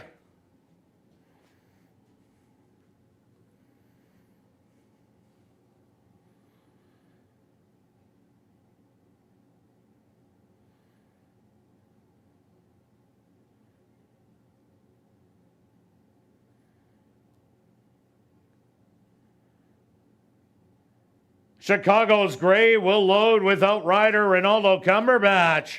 Once Chicago's Gray is in, he will climb back aboard.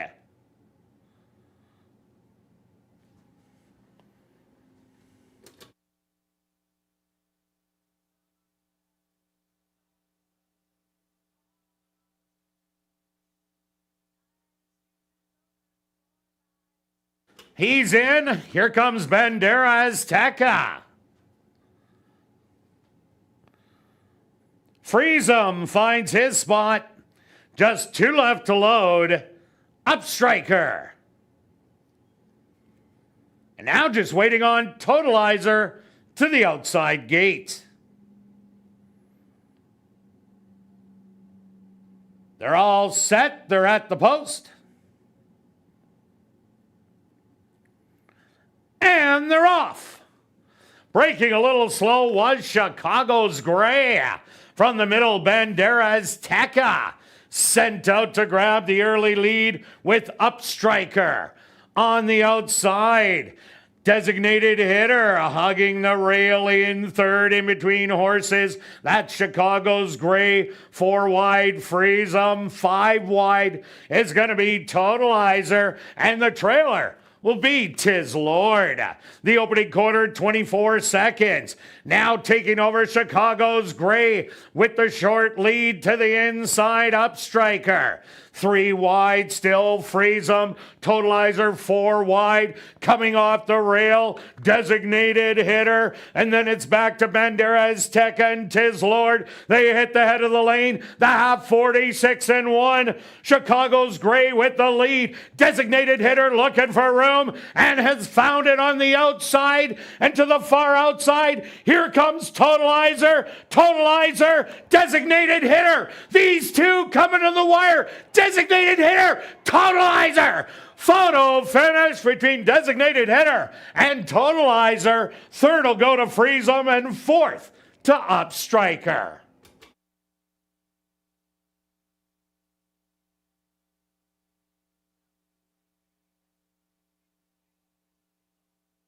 The stewards have requested a photograph to determine the winning horse. They went the opening quarter, 24 seconds. The half, 46 and 1. 5 furlongs, 58 and 4.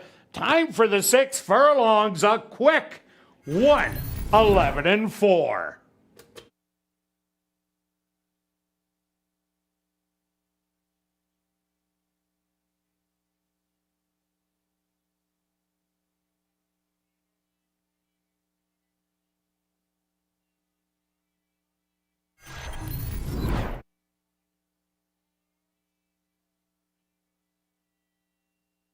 Results of the photo show the winner number 1, designated hitter. Second goes to number 7, Totalizer. Third to number 5, Freezem. And fourth to number 6, Up Striker.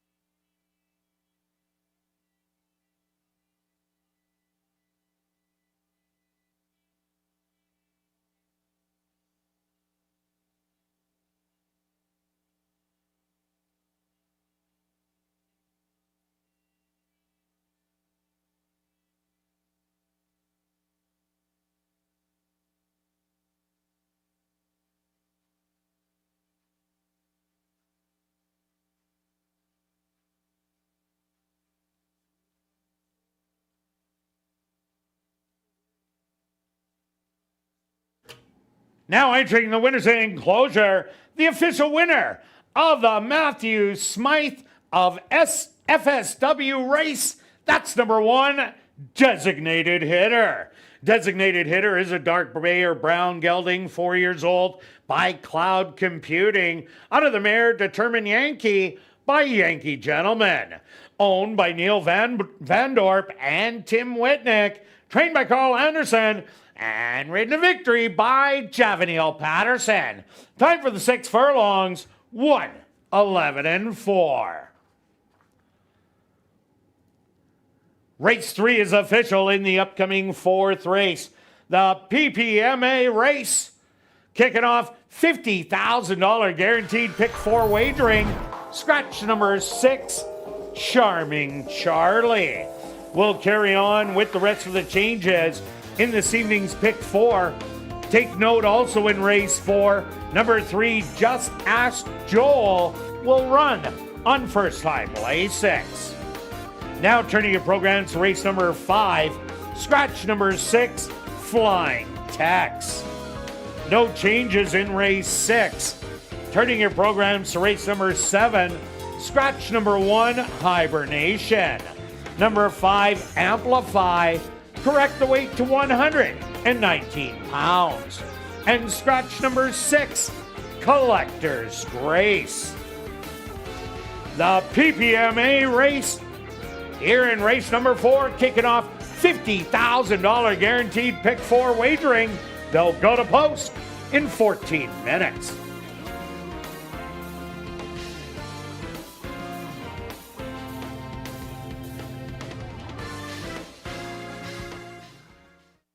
And ladies and gentlemen, we've drawn our VIP Fan of the Night. Congratulations goes out to Wilf Pinsino. That's Wilf Pinsino. Congratulations, you're our VIP Fan of the Night. You have 10 minutes to report to guest services on the main floor, South End. And a reminder to get your 50-50 tickets. The jackpot is currently $1,180 and still growing. Tickets 1 for 10, 10 for 20, 50 for 50, or 200 for $100. Tickets are available at guest services, the VLT cashier's cage from the roaming 50-50 ticket seller, or just go online at 5050.asdowns.com. Ticket sales will close at 9:50 p.m. The draw will take place at 10 p.m. tonight, and proceeds will benefit Final Furlong and the Winners Foundation. And take note that you do not need to be present to claim your prize. Check asdowns.com for the winning number.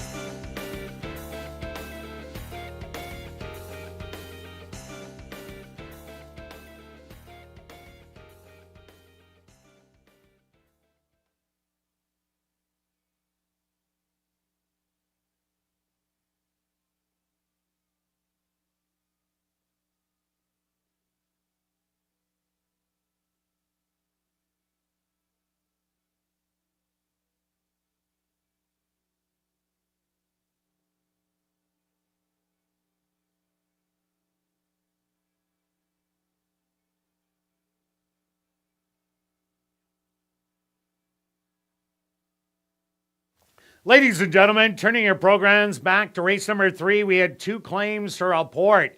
Claim for $12,500 was number 5, Freeze 'em, claimed by Murray Clear Sky trainer Sherry Lang.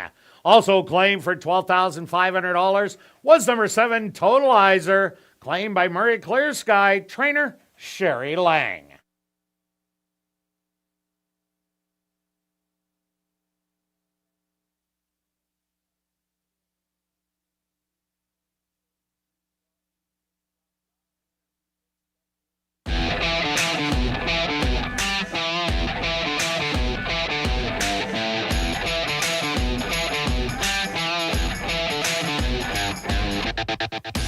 And welcome back down the paddock for race number 4, kicking off $50,000 guaranteed pick 4 wagering with a $3,000 claimer for 3-year-olds and up that are non-winners of the year, going 7.5 furlongs. Number 3, Just Ask Joel, will run on first-time Lasix. Scratch number 6, Charming Charlie. Quick look back at race number 3, while Designated Hitter and Totalizer put on a show in the final 1/8 of a mile. And it was a nose for Designated Hitter in the end. Yeah, another great ride by Patterson. It sat off pace what we hoped for and saved ground. Totalizer had to give up space on his post position. Yeah, had the wide trip around, but Javanil ended up cutting a seam in the middle of the turn, and that was the difference. Ended up getting it. On to race number 4, Stretch. Doesn't get any easier. It does not get any easier. I'll go to the 7. We both have the 7 as our top selection. I do like this horse. Back-to-back very good races. Battled each time, dueling with some other ones. That fast traffic race last time was a higher level. Winners. And in a good figures. Runs that race, wins today. Previous race was against this level, but the competition was better than this one. Cajun Birdie, for example, came back and won the other day. Yeah, number 2, Freemaker, had the wide trip last time out where Prairie Drifter hit the front end, and there was no stopping Prairie Drifter as it won on a speed-favoring racetrack. Freemaker now draws the inside. I expect a much better trip today, and 7-1, that's just perfect in the odds department. Absolutely. Let's take a look at the 8, another dropper. I don't mind this drop because the last couple races has run against some pretty good horses. Was beaten by 6, just over 6 lengths. Runs that similar race against these. I think that gap's a lot closer. Right trip, can certainly get there. Can't get too far back, though. And number 1, Discreet Invasion, ran 3rd at the 4,000 non-winners 2 outs ago. Last time out, ran 2nd a Prairie Drifter, who ended up taking it all the way, draws inside. And that's going to be real important in here, getting that inside position while everybody else is chasing after the 4 and 7. So I think he'll get a really good trip. Yeah, 3 is my 3rd selection. Was supposed to be one of my long shots on the day, and it opened with early money. What that means, people have bet a bunch of money at the start and see if the odds go up. 9-2. I need higher than that. Take a look at the races from Canterbury, the CBY last year. Those races are good enough. The other races at Fargo and Chippewa, it's always a tough guess to figure out. The horse does have a win this year, does not count. That's why it's entered in this. It can fit this condition. And number 4, Big Investment, ran a big race 2 outs ago, running 2nd to Poderoso Key. Last time out, all kinds of trouble on the outside. Kind of blew the turn, steadying. Nothing went right. Will be the inside speed in here. And if it does battle with the 7, might set up for a closer. Yeah, and the long shot, one of the long shots on the board, if not the long shot, showed speed last time. It's going to have a tough trip out there, but if it can get position, at least it showed a little bit more last time. Gets in the spot, maybe it can take over, at least get 4th, complete the try or the super. And number 5, Wicked Black Bullet. If you take a look at Wicked Black Bullet, last couple times it went around 2 turns. It had a win at the end of the year last year in 2024 and had a good 3rd place finish in the allowance non-2 lifers. If it can run that kind of race, I think at the post time probably be about 15-1, might worth chasing. But let's go to our bets here in race 4, Stretch.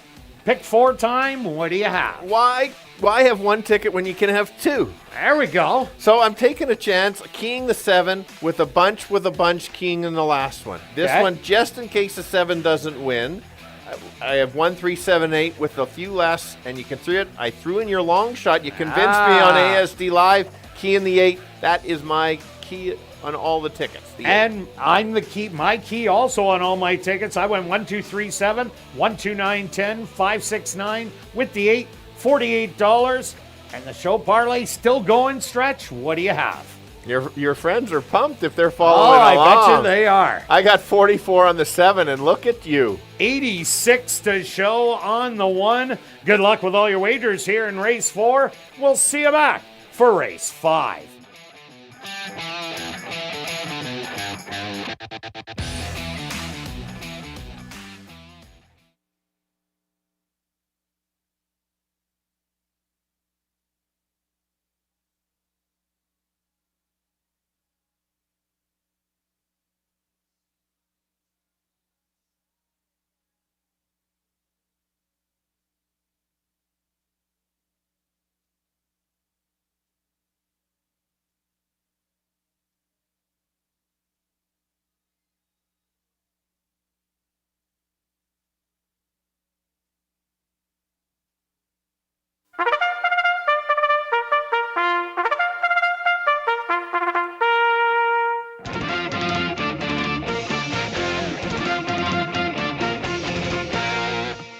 The horse on the track for race number 4, the PPMA race.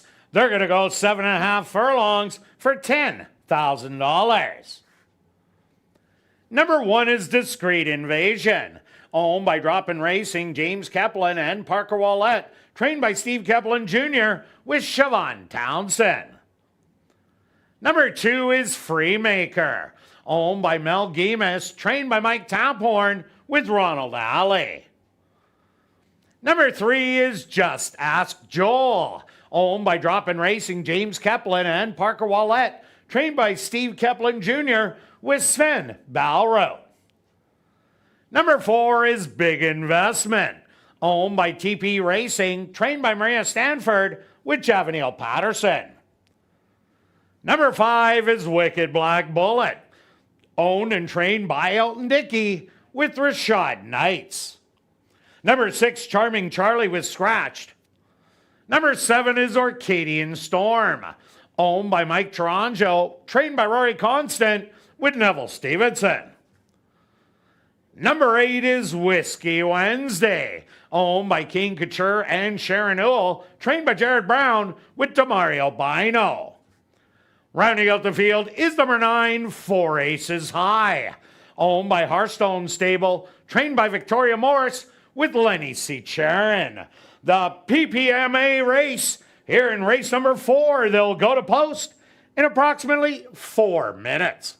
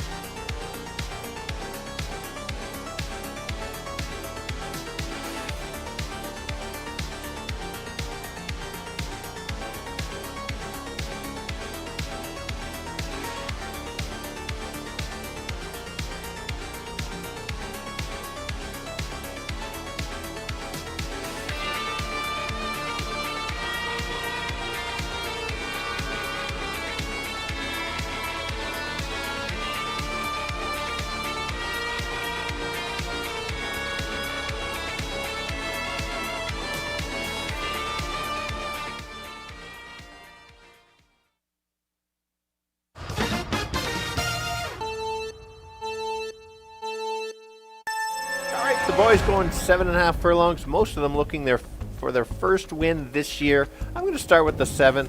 A slight favorite at 2-1. Back-to-back very good races. Should be forwardly placed. Can press, can get the lead. You give this horse the front end, he can go gate to wire and steal it. Bit of a price at 4-1 is the 8 horse. It's dropping in against Easier. Doesn't look like the races are that good, but they actually are. The figures are right there. Pick up the pieces late. And then my so-called long shot was the 3 at 5-1. I was thinking a lot higher, like 20-1. Something's clearly live, ready to run. Runs the Canterbury races, certainly can be there. Let's go 7, 8, and 3. Kirt? Yeah, Stretch, I also like number 7, Arcadian Storm. What a huge race last time out at the $5,500 level. Drops 2 notches where it ran a good race last time out. If Arcadian Storm gets loose in here, could be long gone. I also like number 2, Freemaker. If you're looking for a bomb, this is it. 10-1 on the board. Had a wide trip last time out. Now draws inside. Was running after a loose speed horse and the 1 horse, but with this inside trip, I think can get a really good one. And number 1, Discreet Invasion, ran well for 4,000, ran again really well last time for 3,000. So another one with a great shot if the speed comes back. I'm going to give you 7, 2, and 1. Good luck here in race number 4.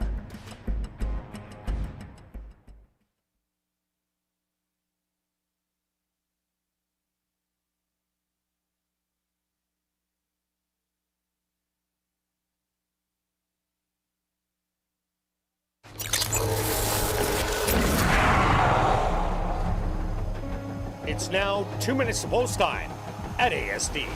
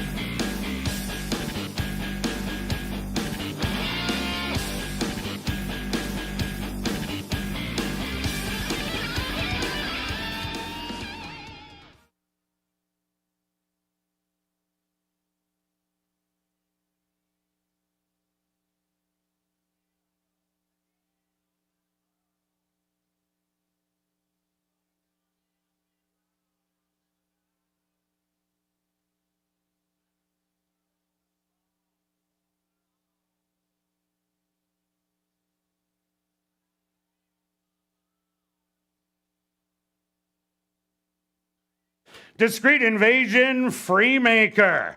And now Just Ask Joel in the starting gate. Arcadian Storm was also the first to go in. Next up, Big Investment.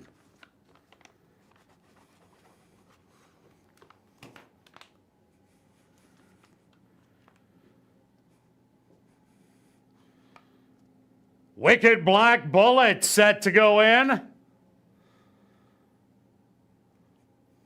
Just 2 left to load.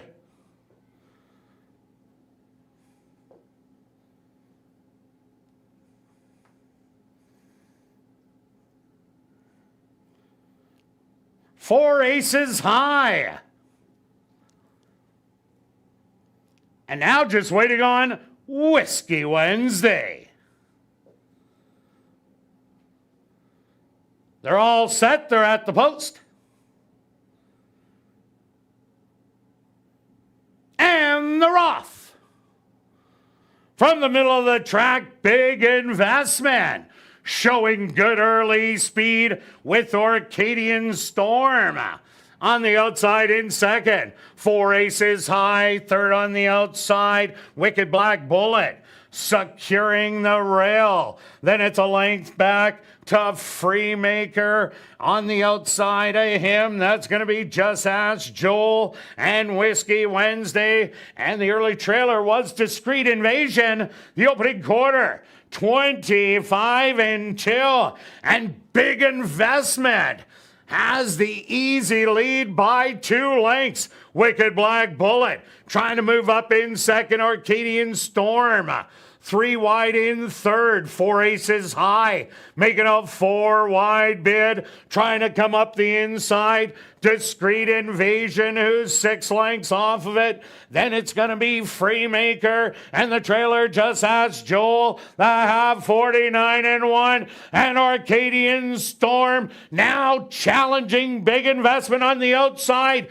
trying to thread the needle. Wicked Black Bullet 5 across the track at the head of the lane. Arcadian Storm trying to hang on to the lead. On the outside, Discreet Invasion and Freemaker. They're coming with the run. A 16th of a mile to go. Discreet Invasion on the outside. Freemaker, but Discreet Invasion is going to win it. Freemaker in second. Third's going to go to Whiskey Wednesday. And fourth to Just Ask Joel.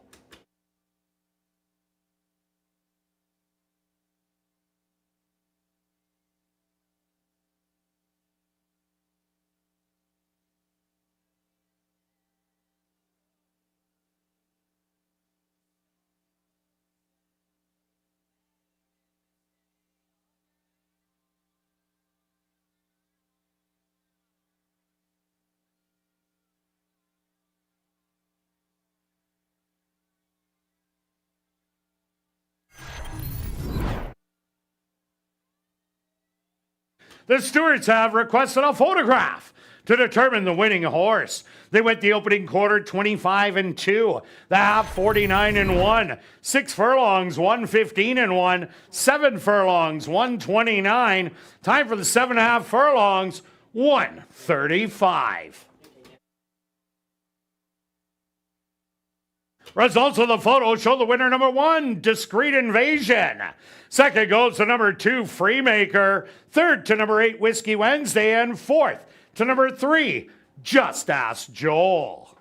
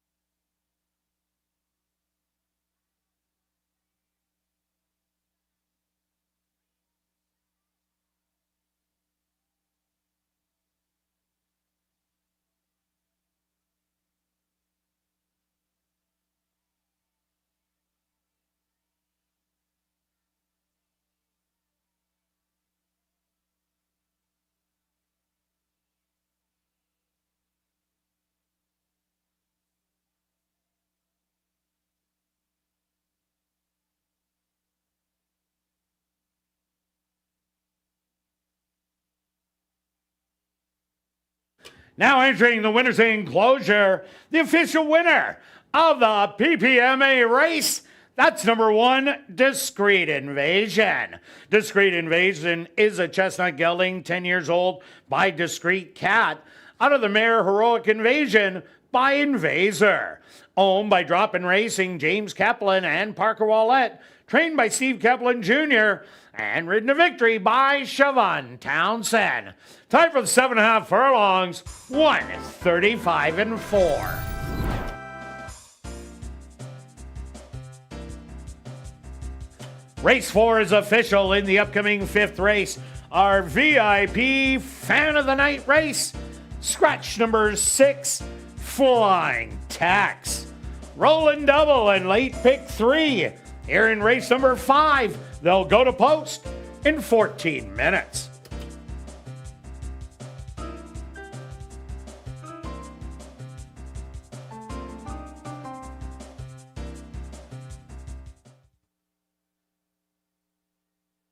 And ladies and gentlemen, we have our first girls' night out cash draw. The winner of $100 in cash, Alexandra Ewan. That's Alexandra Ewan. Congratulations. You're our first girls' night out cash draw winner. Please report to guest services on the main floor, south end.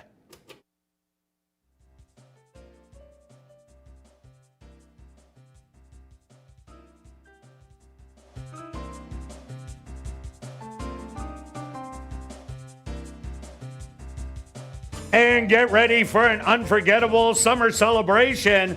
It's the Manitoba Night Market and Festival. It's back Sunday, August the 24th from 3 to 11. Enjoy over 100 local artisans and vendors, over 20 food trucks, live music, a tattoo pop-up, and kids entertainment. That's fun for the whole family. Admission is just $10 for adults. Kids 5 and under are free. Come celebrate community, culture, and summer fun at the Manitoba Night Market and Festival, Sunday, August the 24th, right here at Assiniboia Downs.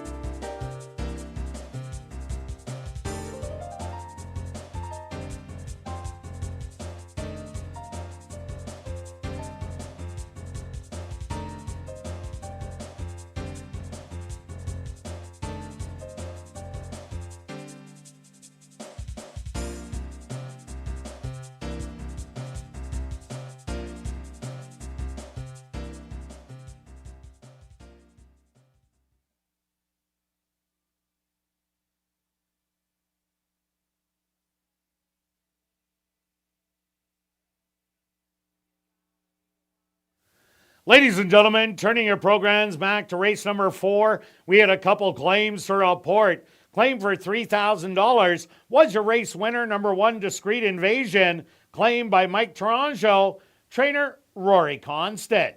Also claimed for $3,000 was number 8, Whiskey Wednesday, claimed by Ray Gardepy, owner-trainer.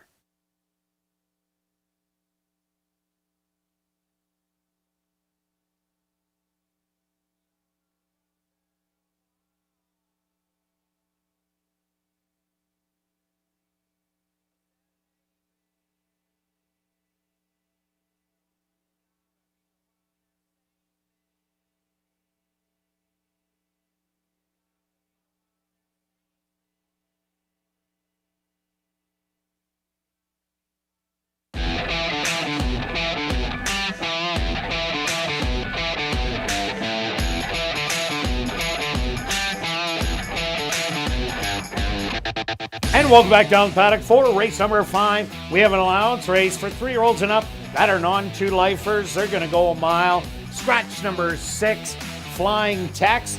Quick look back at race number 4. Well, the 7 Orcadian Storm showed speed, but Big Investment showed more. Everybody was grouped up. They all challenged 3/8 of a mile to go, but then Discreet Invasion and Freemaker, they powered on by, and Discreet Invasion proved best in the end. Yeah, it was the ones that kind of waited at the back and made the late moves to get there. Slight change in track surface, I think, today compared to the speed, don't you think? I 100% agree with you. Okay, here we go. I'm going to give out, I like this 18-1 shot, the one horse along the rail. Speed was holding the last week and a half. Not as much today, but I'm going to stick with it, especially I don't want to give up on an 18-1 shot, 10-1 morning line. Has shown speed at 6 furlongs. Now stretches out to a mile, which is 8 furlongs. I think this horse can control. I think the breeding says this horse can get the distance. Nice sharp work coming in to show more speed. They let this horse go. May forget to stop. Yeah, another horse we like in here, number 2, Prince of the Prairie. Prince of the Prairie ran a huge race last time out. Bossy Holiday ended up getting the win. Luca Grassi ran second. We've seen Luca Grassi in the first level allowance earlier run second again. McKeag ended up running third. Any of those horses in here would be 1-9. If Prince of the Prairie can duplicate that effort, a big shot at 9-2. For sure. Let's take a look at the 3, the Invader from Emerald Downs. This horse has a couple nice efforts the last couple in the non-2, moving up quite a bit in class. We'll see. Jason seems to know where to spot the horses. And looks like he's got the blinkers on. Yep, so no equipment changes. If speed is not holding, this potentially horse could get the jump on some of the others and be there as the unknown in the race. And number 10, Better Luck Next Time, has a win string of 3 in a row going, gets into this non-2 lifer because those previous 2 wins were restricted races and they don't count.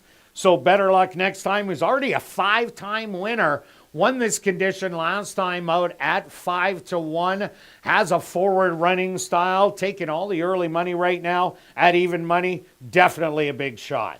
Yeah, let's take a look at the 5 horse, Julia. This horse showed speed last time, kind of. The fractions were extremely slow. There was not really any other speed.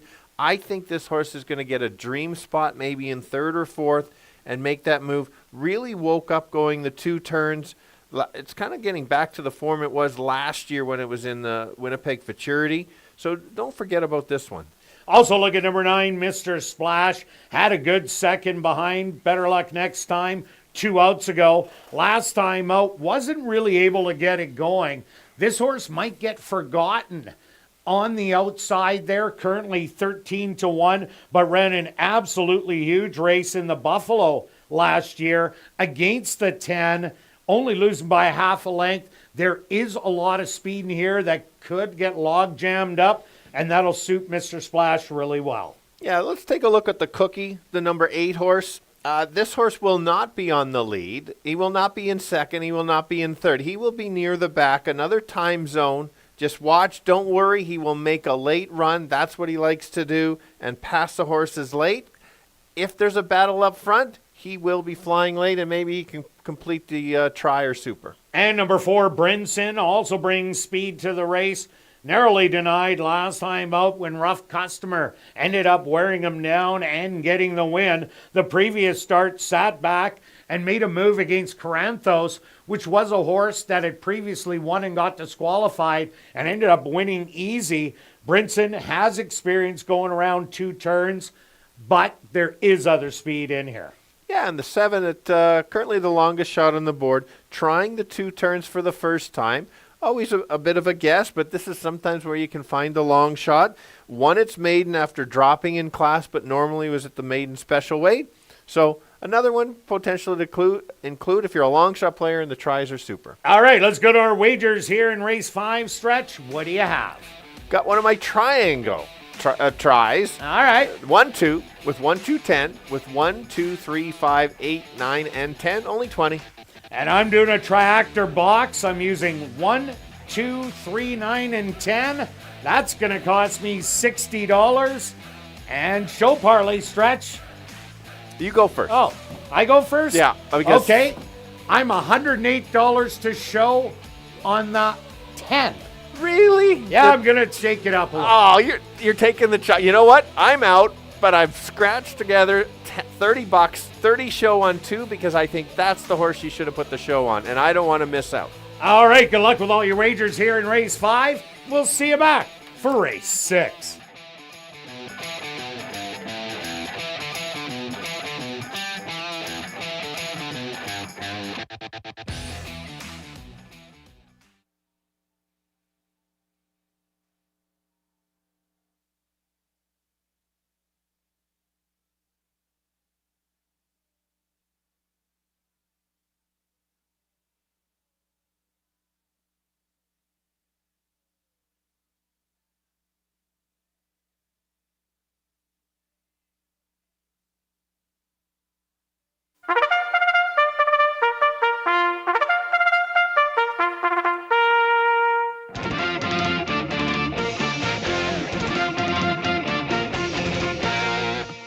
The horse on the track for race number 5, our VIP Fan of the Night race. They're going to go 1 mile for $18,000.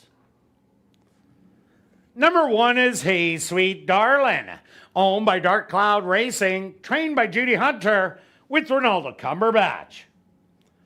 Number 2 is Prince of the Prairie, owned by Greenlaw Farms and Florent Rivard, trained by Carl Anderson with Ronald Alley. Number 3 is Tempting Prospect, owned by Homer Thoroughbreds, trained by Jason Homer with Chavanel Patterson. That's the 4, Brinson, owned by A-Team Farms, trained by Andre Ellis with Arthur Badu. Number 5 is Gopher, owned by Dewey Williams and Eugene Burns, trained by Dewey Williams with Siobhan Townsend. Number 6, Flying Tex, was scratched. Number 7 is Silver Creek Kid, owned by Gary Naherniak and Mike Taphorn, trained by Mike Taphorn with Neville Stevenson. Number 8 is Attaboy Cookie, owned by Beth Kosh, trained by Stephen Gaskin with Sven Ballroop. Number 9 is Mr. Splash, owned by Larry Falloon and Champion, trained by Devin Gittins with Rashad Knights. Rounding out the field is number 10, Better Luck Next Time, owned by 82 Thoroughbreds and True North Thoroughbreds, trained by Michael Nault with Antonio Whitehall. Our VIP Fan of the Night race. Here in race number 5, they'll go to post in approximately 4 minutes.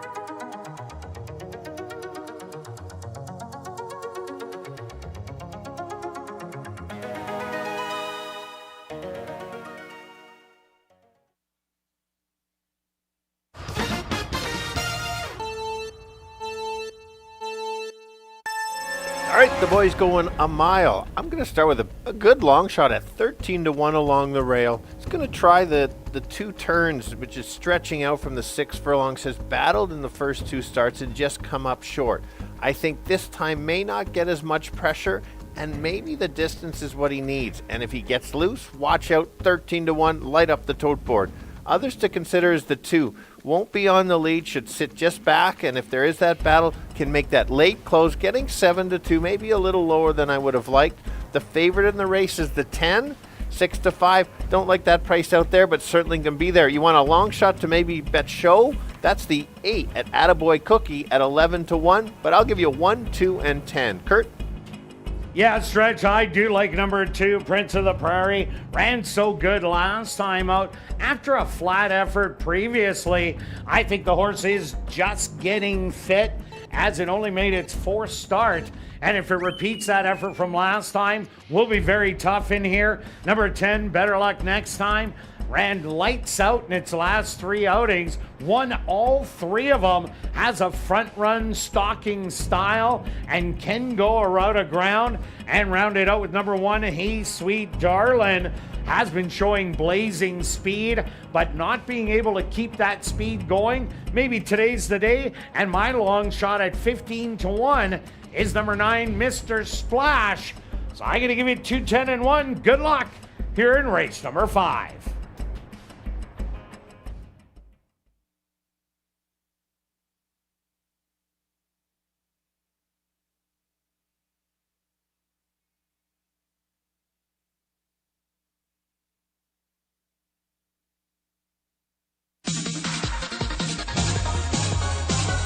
It's post time.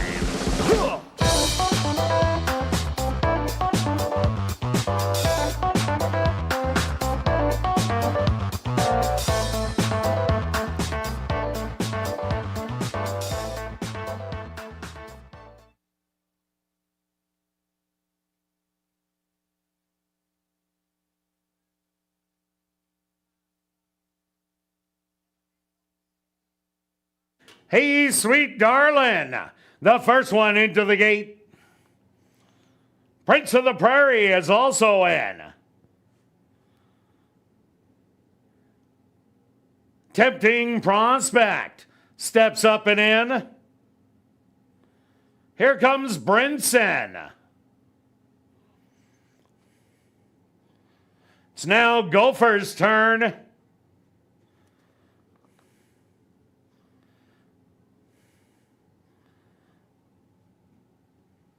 Silver Creek Kid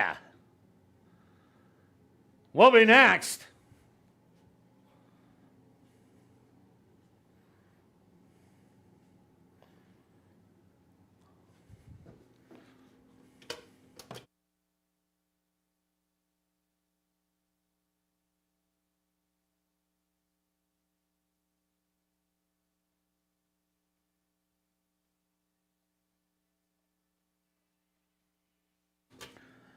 Attaboy Cookie is in.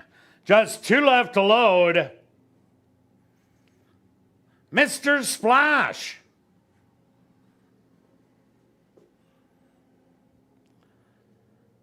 And now just waiting on the even money favorite. Better Luck Next Time.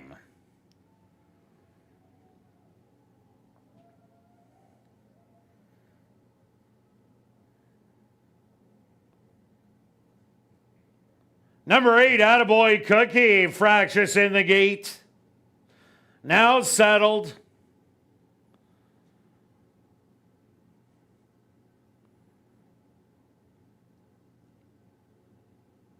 They're at the post.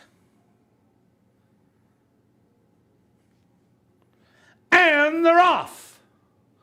Quickly from the inside, Hey Sweet Darlin'.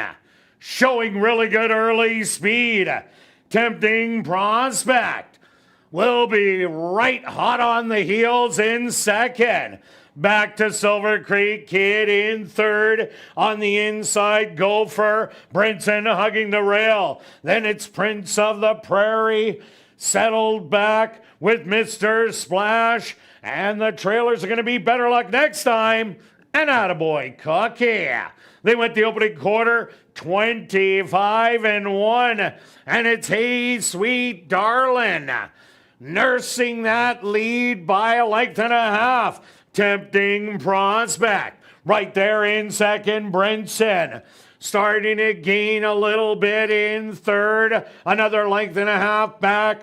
That's going to be Prince of the Prairie rallying with Gopher and making a move from the back. Better luck next time. And Mr. Splash, the half quick 48-1. And Hey Sweet Darling is still living life large on the front through three quarters, and 1:14-3. They hit the head of the lane, and it's Hey Sweet Darling with the lead. Go forward to the outside, to the far outside, Prince of the Prairie, and better luck next time. Hugging the rail, Brinson on the inside, Brinson on the far outside, trying to get there, but Brinson's gonna take it.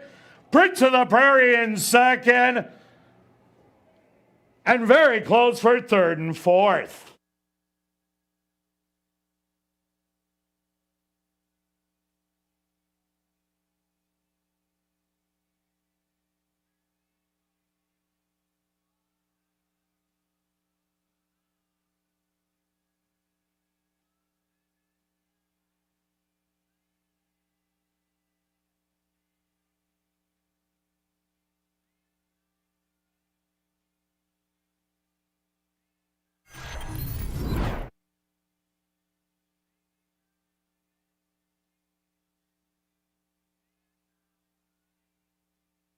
The stewards have posted number 4, Brinson, as your race winner. A photograph has been called to determine the place and show positions. They went the opening quarter 25-1, the half 48-1, 6 furlongs 1:14-3, 7 furlongs 1:28-2. Time for the mile 1:41-4.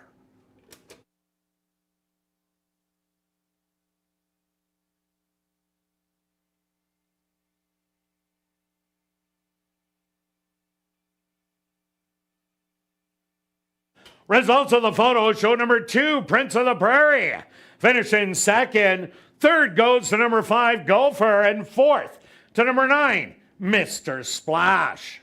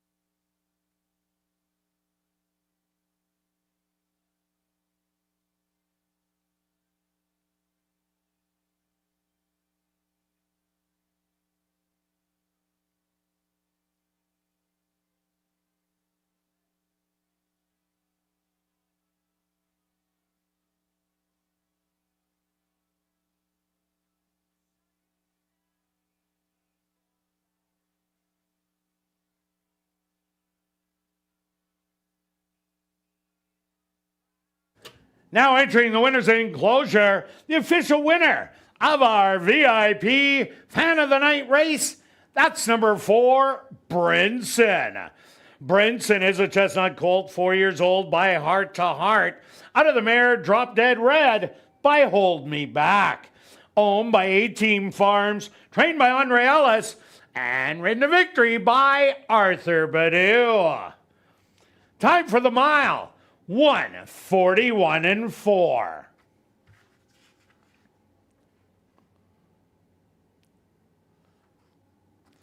Race 5 is official in the upcoming 6th race. Classic High 5 wagering. There are no changes. Post time for race number 6, 15 minutes away.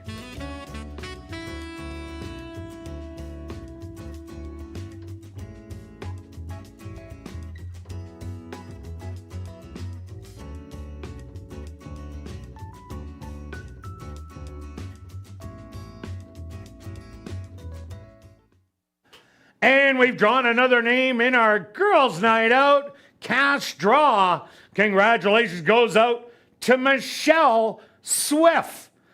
That's Michelle Swift. Congratulations. You're the winner of $100 cash.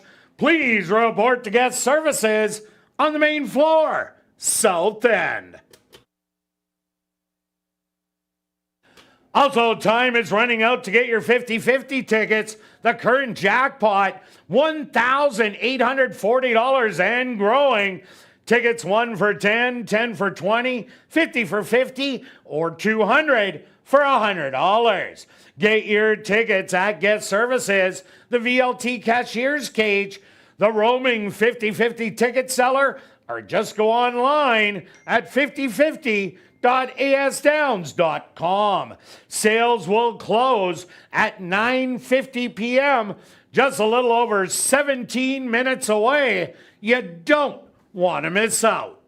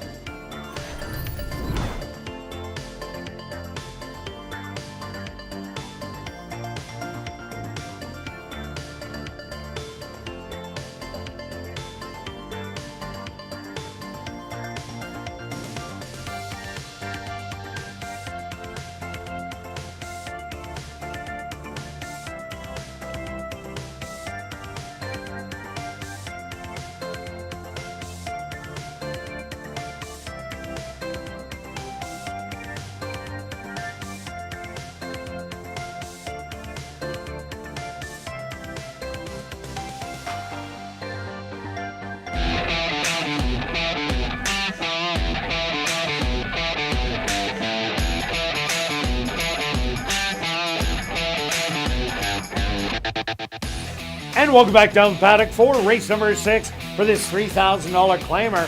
For fillies, mares 3 and up that are non-winners of the year, they're going to go 6 furlongs. Quick look back at race number 5. Well, Hey Sweet Darling tried to steal it, but Brinson stayed on the golden rail every step of the way and ended up getting up to fool us all. Yeah, well, it was a bit of a surprise, but the ride was so good. That last race, you look back, it was a very good race, good figures. And then the other ones were caught a little bit wide, and he just let the one get tired. You make that a little bit shorter, the one wins it. Watch out, I'm putting the one in for next time to run a big race. Let's keep moving. And, yeah, thanks. I did mention about over 100,000 in the pick 4, and it dropped substantially down to about 2,000, just over $2,000 a ticket. So good luck if you're alive. It is not us. No. And here we go. My top selection is your second selection is the 9.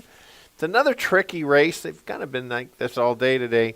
A couple good races. These are non-winners, so you never know. The nice thing is this horse has won 2 this year, but it does not count because, Kirt?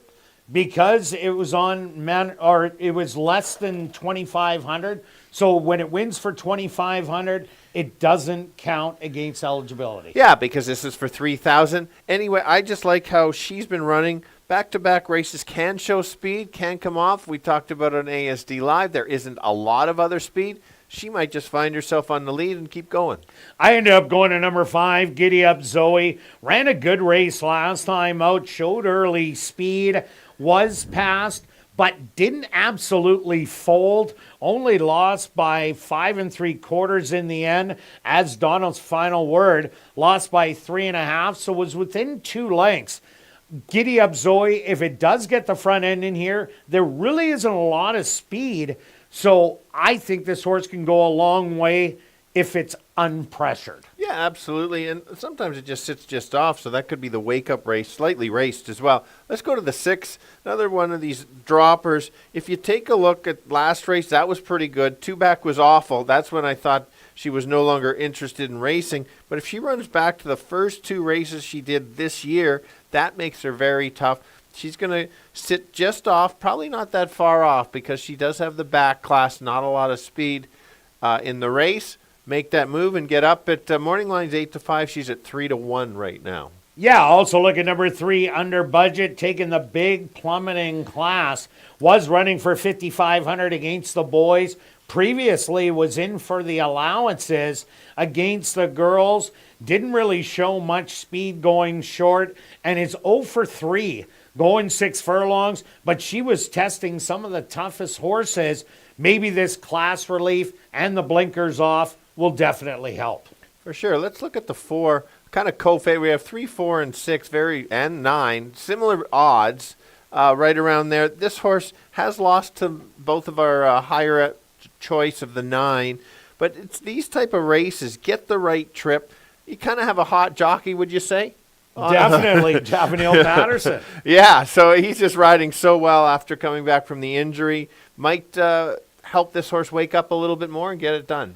And number 8, Cavour, has been running in the non-2 lifetime condition against the boys. Now goes back against the girls, but hits the open company. This really isn't a dropping class, even though it has been running for 7,500. That race 2 outs ago, that was a decent effort against the restricted breeds, but Cavour will have to run a big race to get in the top 3. Yeah, let's take a look at the 1. It says 5,000 NL2. That means non-winners of 2 lifetimes. So if you're thinking it's dropping in class because of claiming, if you compare to some of the other ones like the 6, not really, because it's running against horses that have only won 1 race lifetime. This horse is going to get the rail. Kurt's talked about the golden rail. Maybe the horse is certainly going to have to improve.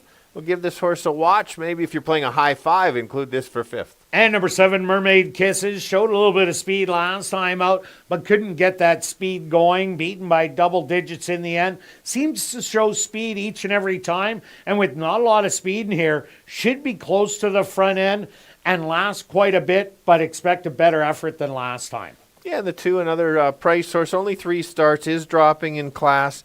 The one race was in the non-winners, lost to a star that day that just beat them by a bunch. Again, another rail trip, maybe a complete in your high five. All right, let's go to our wagers here in race 6. Stretch, what do you have? I'm going to play a $2 tri wheel. I probably should include your horse, but 6 and 9 with 3, 4, 6, 9 with 2, 3, 4, 6, and 9. You can't even throw my horse for third? I was thinking, you know what? Let's throw the 5 in for third, and that'll be a few dollars more. All right. Yeah, go ahead. But I'm going to go 30 to place on the 5. Good luck with all your wagers here in race 6. We'll see you back for race 7.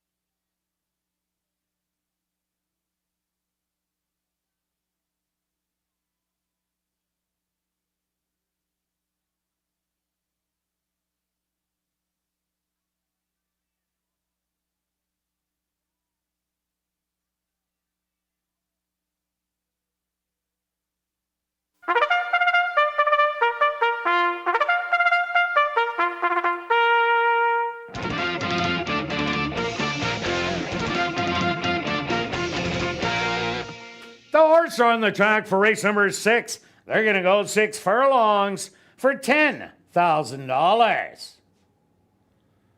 Number 1 is Press On Baby, owned and trained by Dale Zawiesliak, Sachin Paris aboard. Number 2 is Drill Baby Drill, owned by Murray Clare Sky, trained by Sherry Lang with Dario Dalrymple. Number 3 is Under Budget, owned by A2 Thoroughbreds, trained by Michael Nault with Demario Bino. The 4 is Otter Pop, owned and trained by Carmen Mustard with Javaniel Patterson. Number 5 is Giddy Up Zoe, owned by Locked and Tagged and Ryan DeJarlis, trained by Ryan DeJarlis with Matthew Bennett. Number 6 is Texas Rain, owned by One for the Ditch Stable, trained by Fred Rawson with Antonio Whitehall. Number 7 is Mermaid Kisses, owned and trained by Rory Constant, Lenny C. Charon aboard. Number 8, that's Cavor, owned by Hetty Kling, trained by Maria Stanford with Roger Hewitt. Rounding out the field is number 9, Donna's Final Word, owned by Vela K. Butler, trained by Andre Ellis with Siobhan Bell. Classic high five wagering here in race 6. They'll go to post in approximately 4 minutes.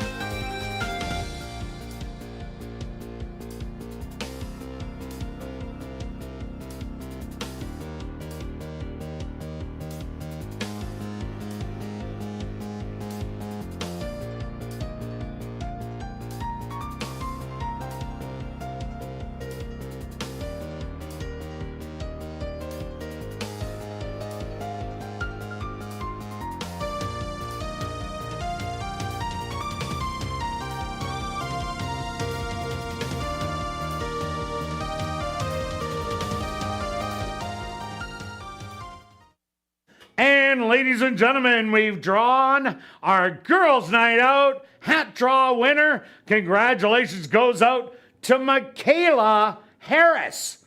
That's Michaela Harris. Congratulations. You've won $150 cash.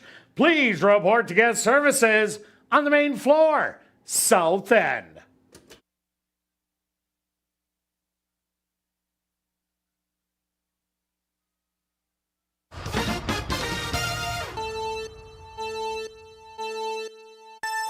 Hey, the girls going 6 furlongs, many of them looking for their first win this year.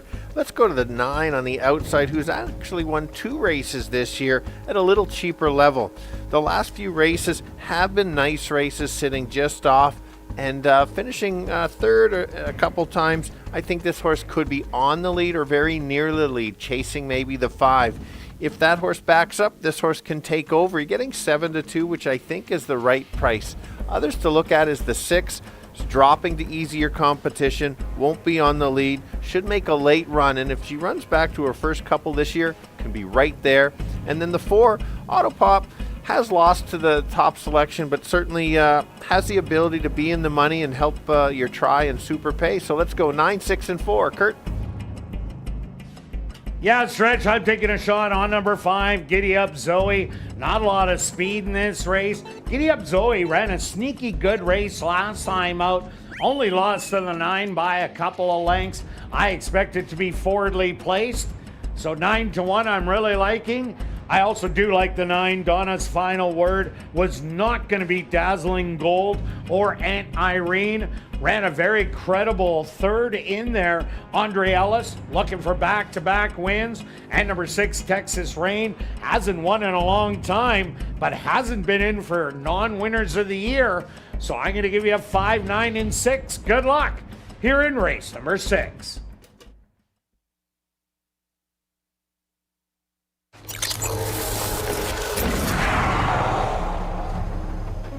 It's now 2 minutes to post time at ASD.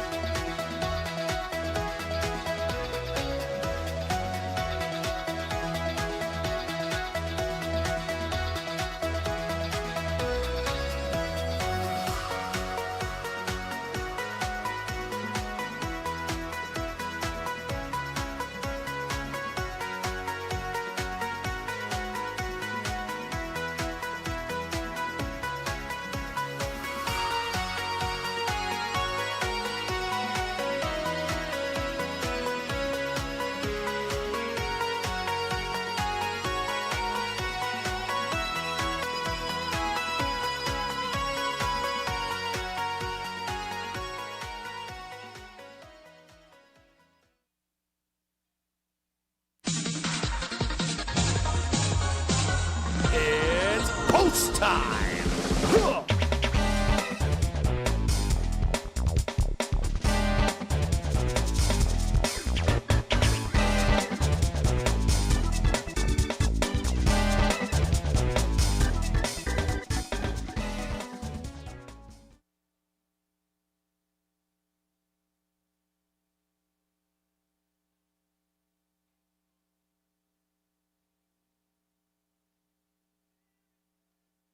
Press on, baby. The first one in. Drill, baby, drill. Also is in. Under budget walks in. Next up, Otter Pop.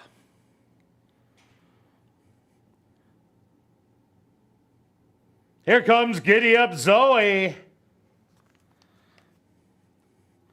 Texas Rain, the current 2-1 favorite. Mermaid Kisses set to go in. Just 2 left to load. Cavor. And now just waiting on Donna's Final Word.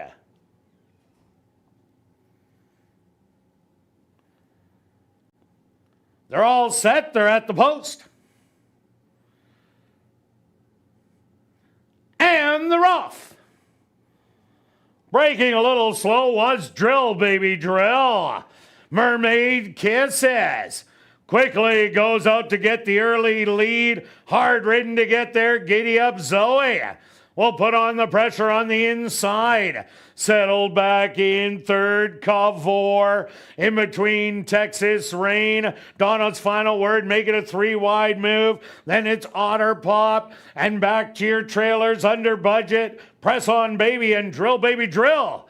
After the poor beginning. The opening quarter, 23-2. And it's Giddy Up Zoe with the short lead. In between horses, Mermaid Kisses. Now moving 3 wide. That's Donna's Final Word under budget.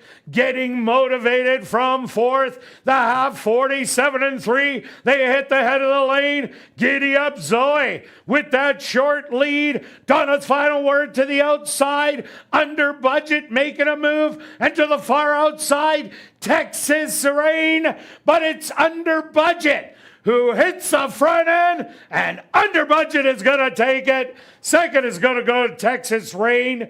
Third to Donna's Final Word. Close for fourth and fifth between Drill Baby Drill and Otter Pop.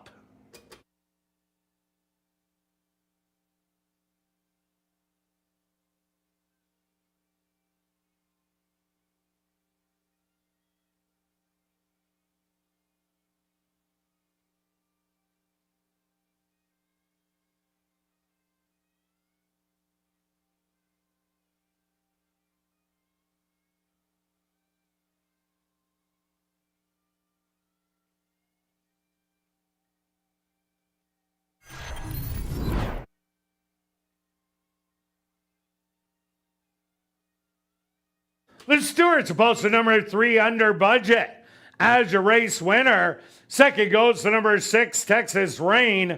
Third to number 9, Donna's Final Word. Fourth to number 4, Otter Pop. And fifth to number 2, Drill Baby Drill. They went the opening quarter 23-2. The half 47-3. 5 furlongs, a minute and 4/5. Time for the 6 furlongs, 1:13-4.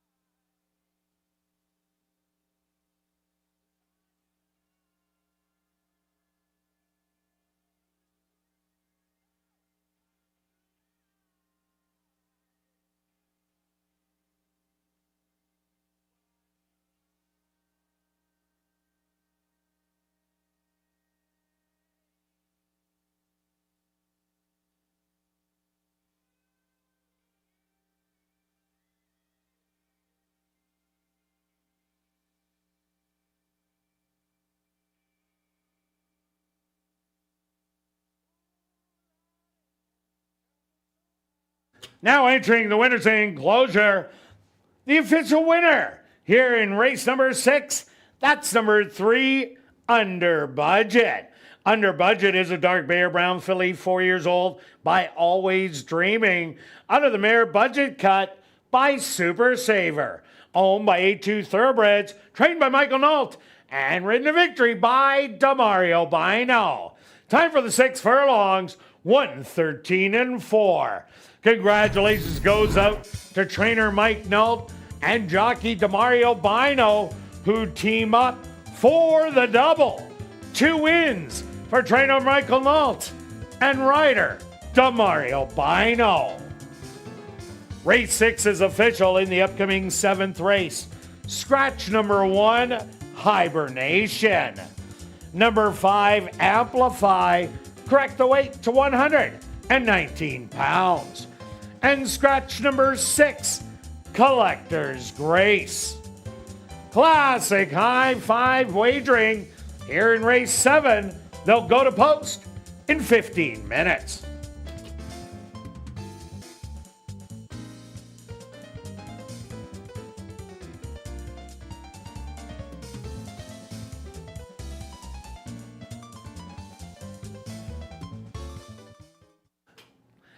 And we've drawn our final cash winner for Girls Night Out. Congratulations goes out to Mackenzie Franklin.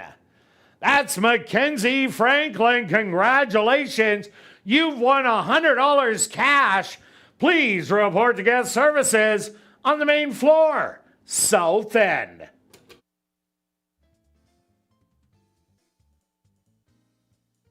After the final race, be sure to head up to the clubhouse for our popular Crazy Hour.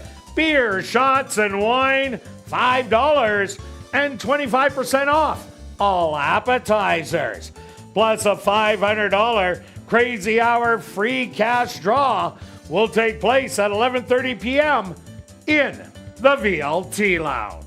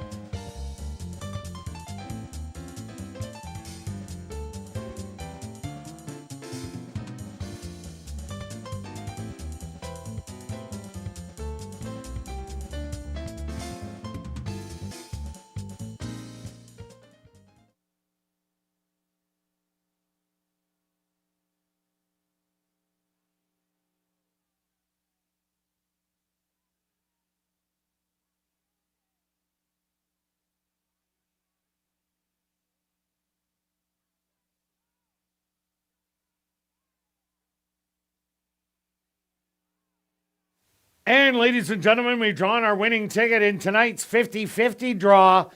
The winning number, 9066730. Once again, the winning ticket in tonight's 50-50 draw, 9066730. Congratulations, you've won $1,165. If you are on hand, please report to guest services on the main floor south end to claim your prize.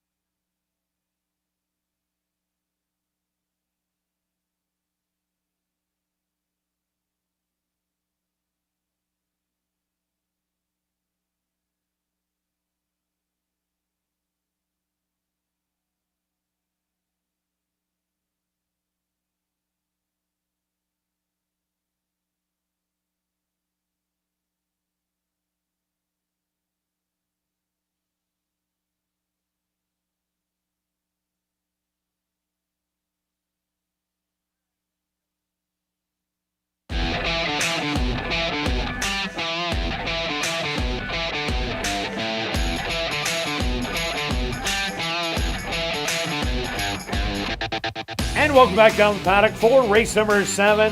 We have a $10,000 claimer for Manitoba, Saskatchewan, North and South Dakota breds that are maidens. Are going to go 6 furlongs.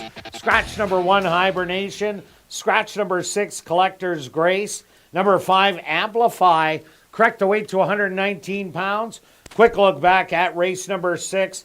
Well stretched, under budget. The big drop in class was needed and ended up getting the win. Yeah, it's always a bit of a guess to understand why the drop. And we know this horse has talent, just had to show interest. Blinkers off, workout like you mentioned, set it up for a top performance, got there. And here we go, closing out on a fun night. Oh, definitely was. Zipping through the races. Both of our top selections, and it was my top selection, and was it yours as well if the one was in or no? No, I would have took Hibernation. Okay. 8 was my top selection, even with the scratch. And I like this horse for many different reasons. Last time tried the 7.5, which is the 2 turns, cuts back in distance. I like the middle move by her last time in that race, and then got tired at the end. Was clearly second best. I think this just sets this horse up for an even better effort. Looks great in the paddock. Can go to the lead, which I probably think unless one of the firsters are going to go to the lead. Yeah, I agree with you. Turn it loose. Looks like the speed of the race. Also, number 5, Amplify, is taking a bunch of money right now. Deservedly so. Ran a good race at the maiden allowance first time out. Only lost by a length and a half. Then came back in the Hazel Wright Sire Stakes. They weren't going to beat the top 2, Nickety Split and 2 Left to Load. And then add Frankly into that last time out. Now gets to go back against maidens. This is the perfect spot for Amplify to shine. Yeah, I found the right spot. I scratched into the 2. It was my 4th selection with the scratch. Just kind of searching for this horse. Same kind of thing. Cuts back in distance. I like when trainers try this on horses, kind of wakes them up, gets them ready for another race. This horse started for the maiden special weight, a couple performances, not overly special, but this race, some of the others are still trying to figure out the how to run. And number 7, Sundance Sally, showed speed last time out, going 7.5 furlongs. Now gets to cut back to today's 6 furlong distance. And I think that helps Sundance Sally, who has a forward running style. Shouldn't be too far off of number 8, Turn It Loose, because there really isn't a lot of other speed in here, and should get a pretty good trip. Yeah, let's take a look at the 3.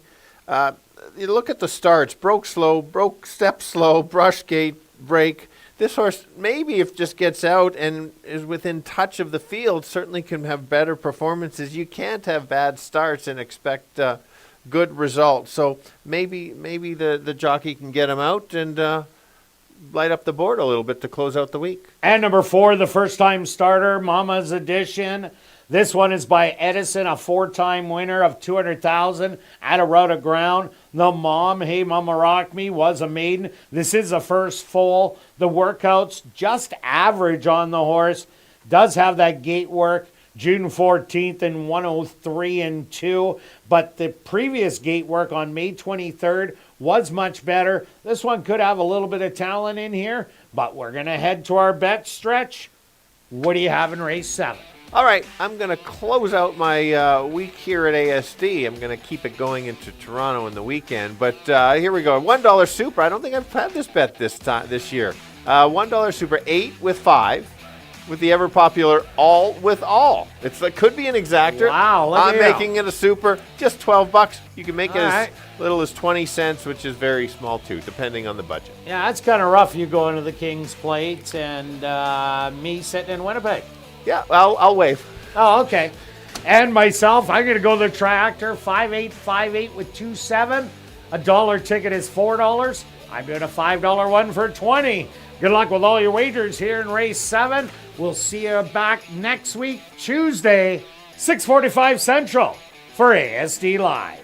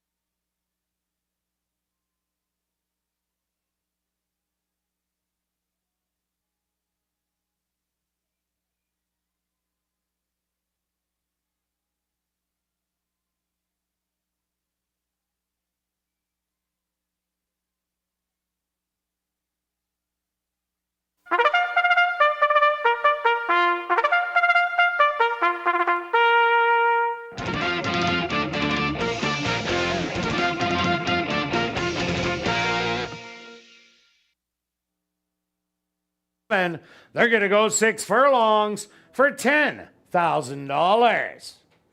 Number 1, Hibernation, was scratched. Number 2 is Pleasant Time, owned and trained by Steve Thompson. Rashad's Knights in the saddle. Number 3 is Just Speculating, owned by Windancer Stable and Keith Wright, trained by Wendy Anderson with Lenny Sicharin. Number 4 is Mama's Edition, owned by Larry Sizik and Elsie Vargo, trained by Larry Sizik with Siobhan Bell. The 5, that's Amplify, owned by Tara Garrett, trained by Ryan DeJarlis with Sven Balroot. Number 6, Collector's Grace, was scratched. Number 7 is Sundance Sally, owned by Sylvia Harabchak, trained by Maria Stanford with Roger Hewitt.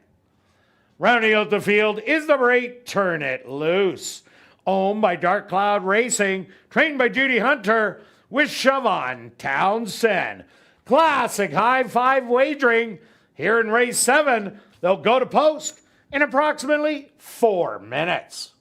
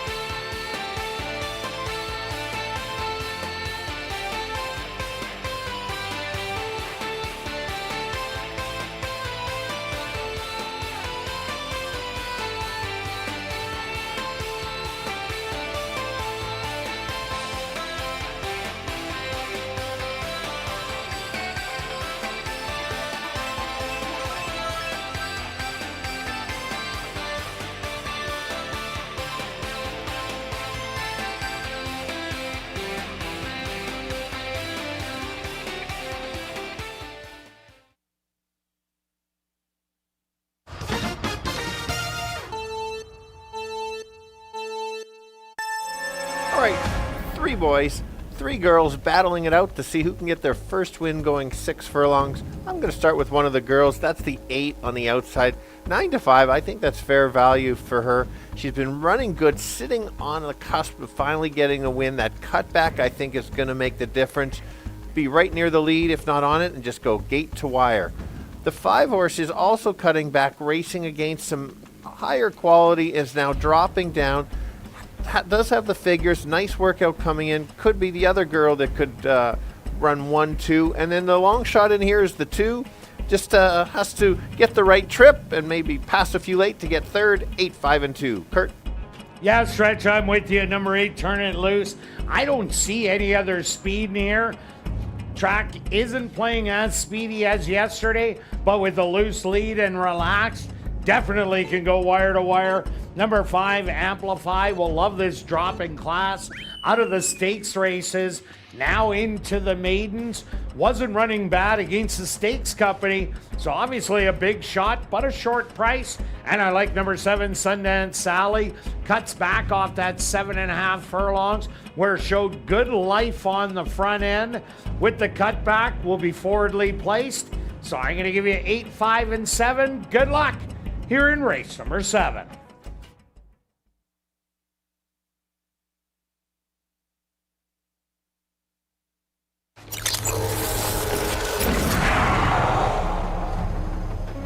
It's now 2 minutes to post time at ASD.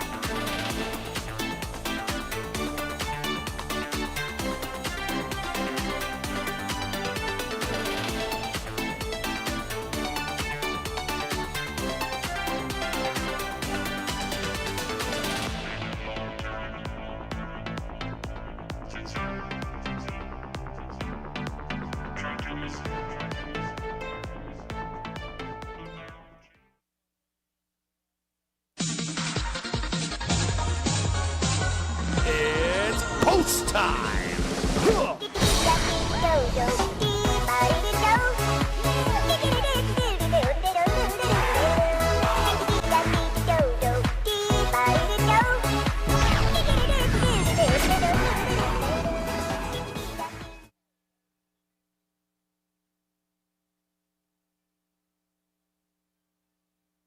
Pleasant Time leads the field in for the nightcap.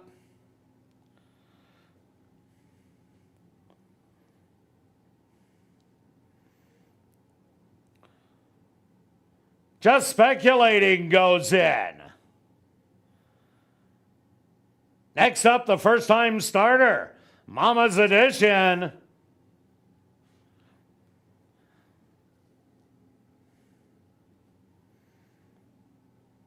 Amplify, the even money favorite, is next.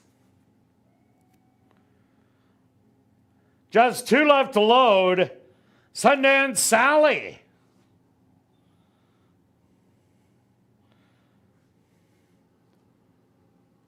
And now just waiting on Turn It Loose.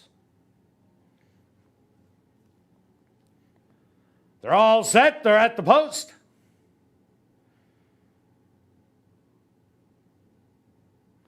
And they're off.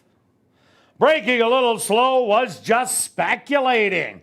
To the outside, Turn It Loose. Shows some early speed, but on the inside, Mama's Edition now takes over as the leader. Back to second, Pleasant Time. Then it's Amplify in third. Turn It Loose sitting back in fourth. 5 more back to Sundance Sally, and Just Speculating after the poor beginning, starting to make up ground the opening quarter. 24 seconds. It's Pleasant Time and Mama's Edition. Now moving up, Amplify and Turn It Loose, moving 3 and 4 wide as they blow past the leaders.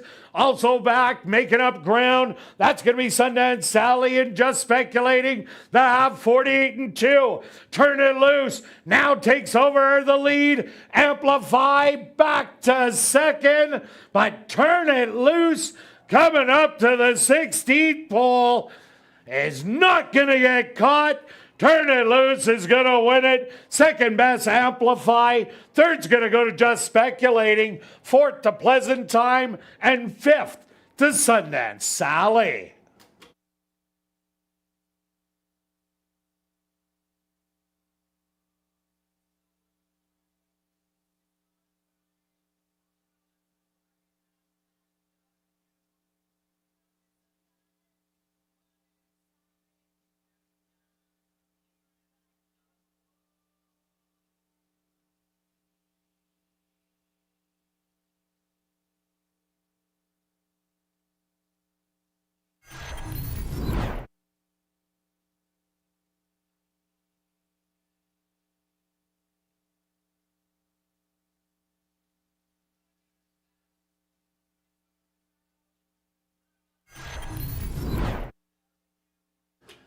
The stewards have posted number 8, Turn It Loose, as your race winner.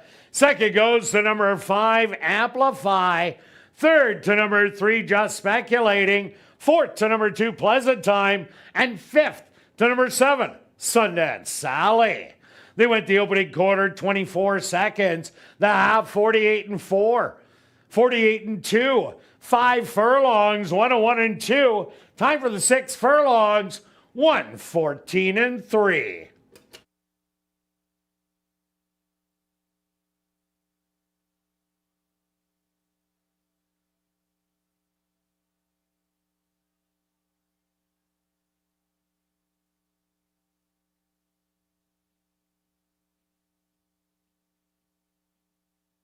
Ladies and gentlemen, please hold all tickets. We have a rider's objection. Sven Balroop, aboard number 5, Amplify, has claimed interference against the unofficial winner, number 8, Turn It Loose, and jockey, Siobhan Townsend. Rider's objection, 5 on 8 in late stretch.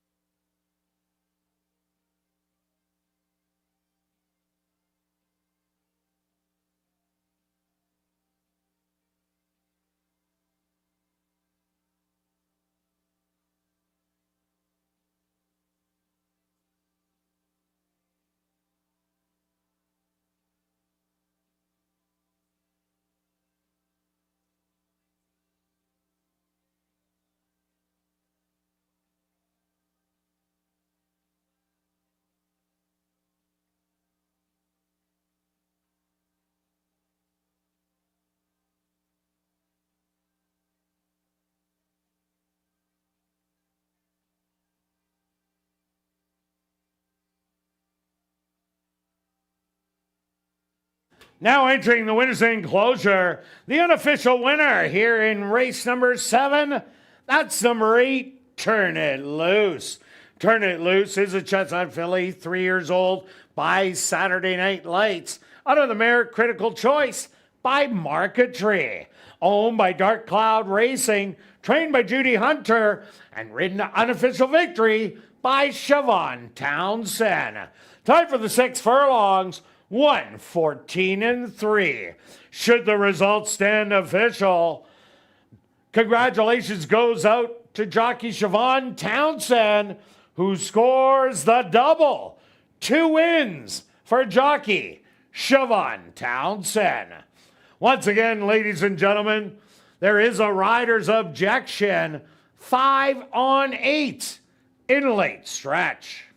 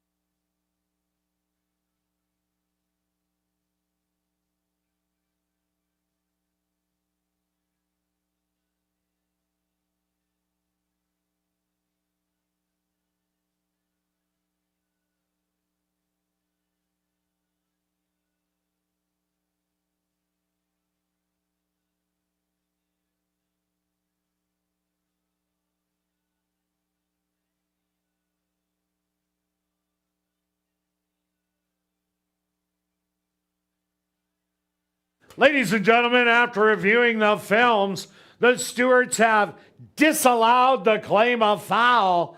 8, 5, 3, 2, and 7 will become official. Well, now it's time to head up to the clubhouse and enjoy Crazy Hour, beer, wine, and shots, $5 and 25% off all appetizers. Plus a free $500 draw will take place at 11:30 p.m. in the VLT Lounge. And don't forget, live racing resumes next Tuesday and Wednesday at 7:30. We'll see you then.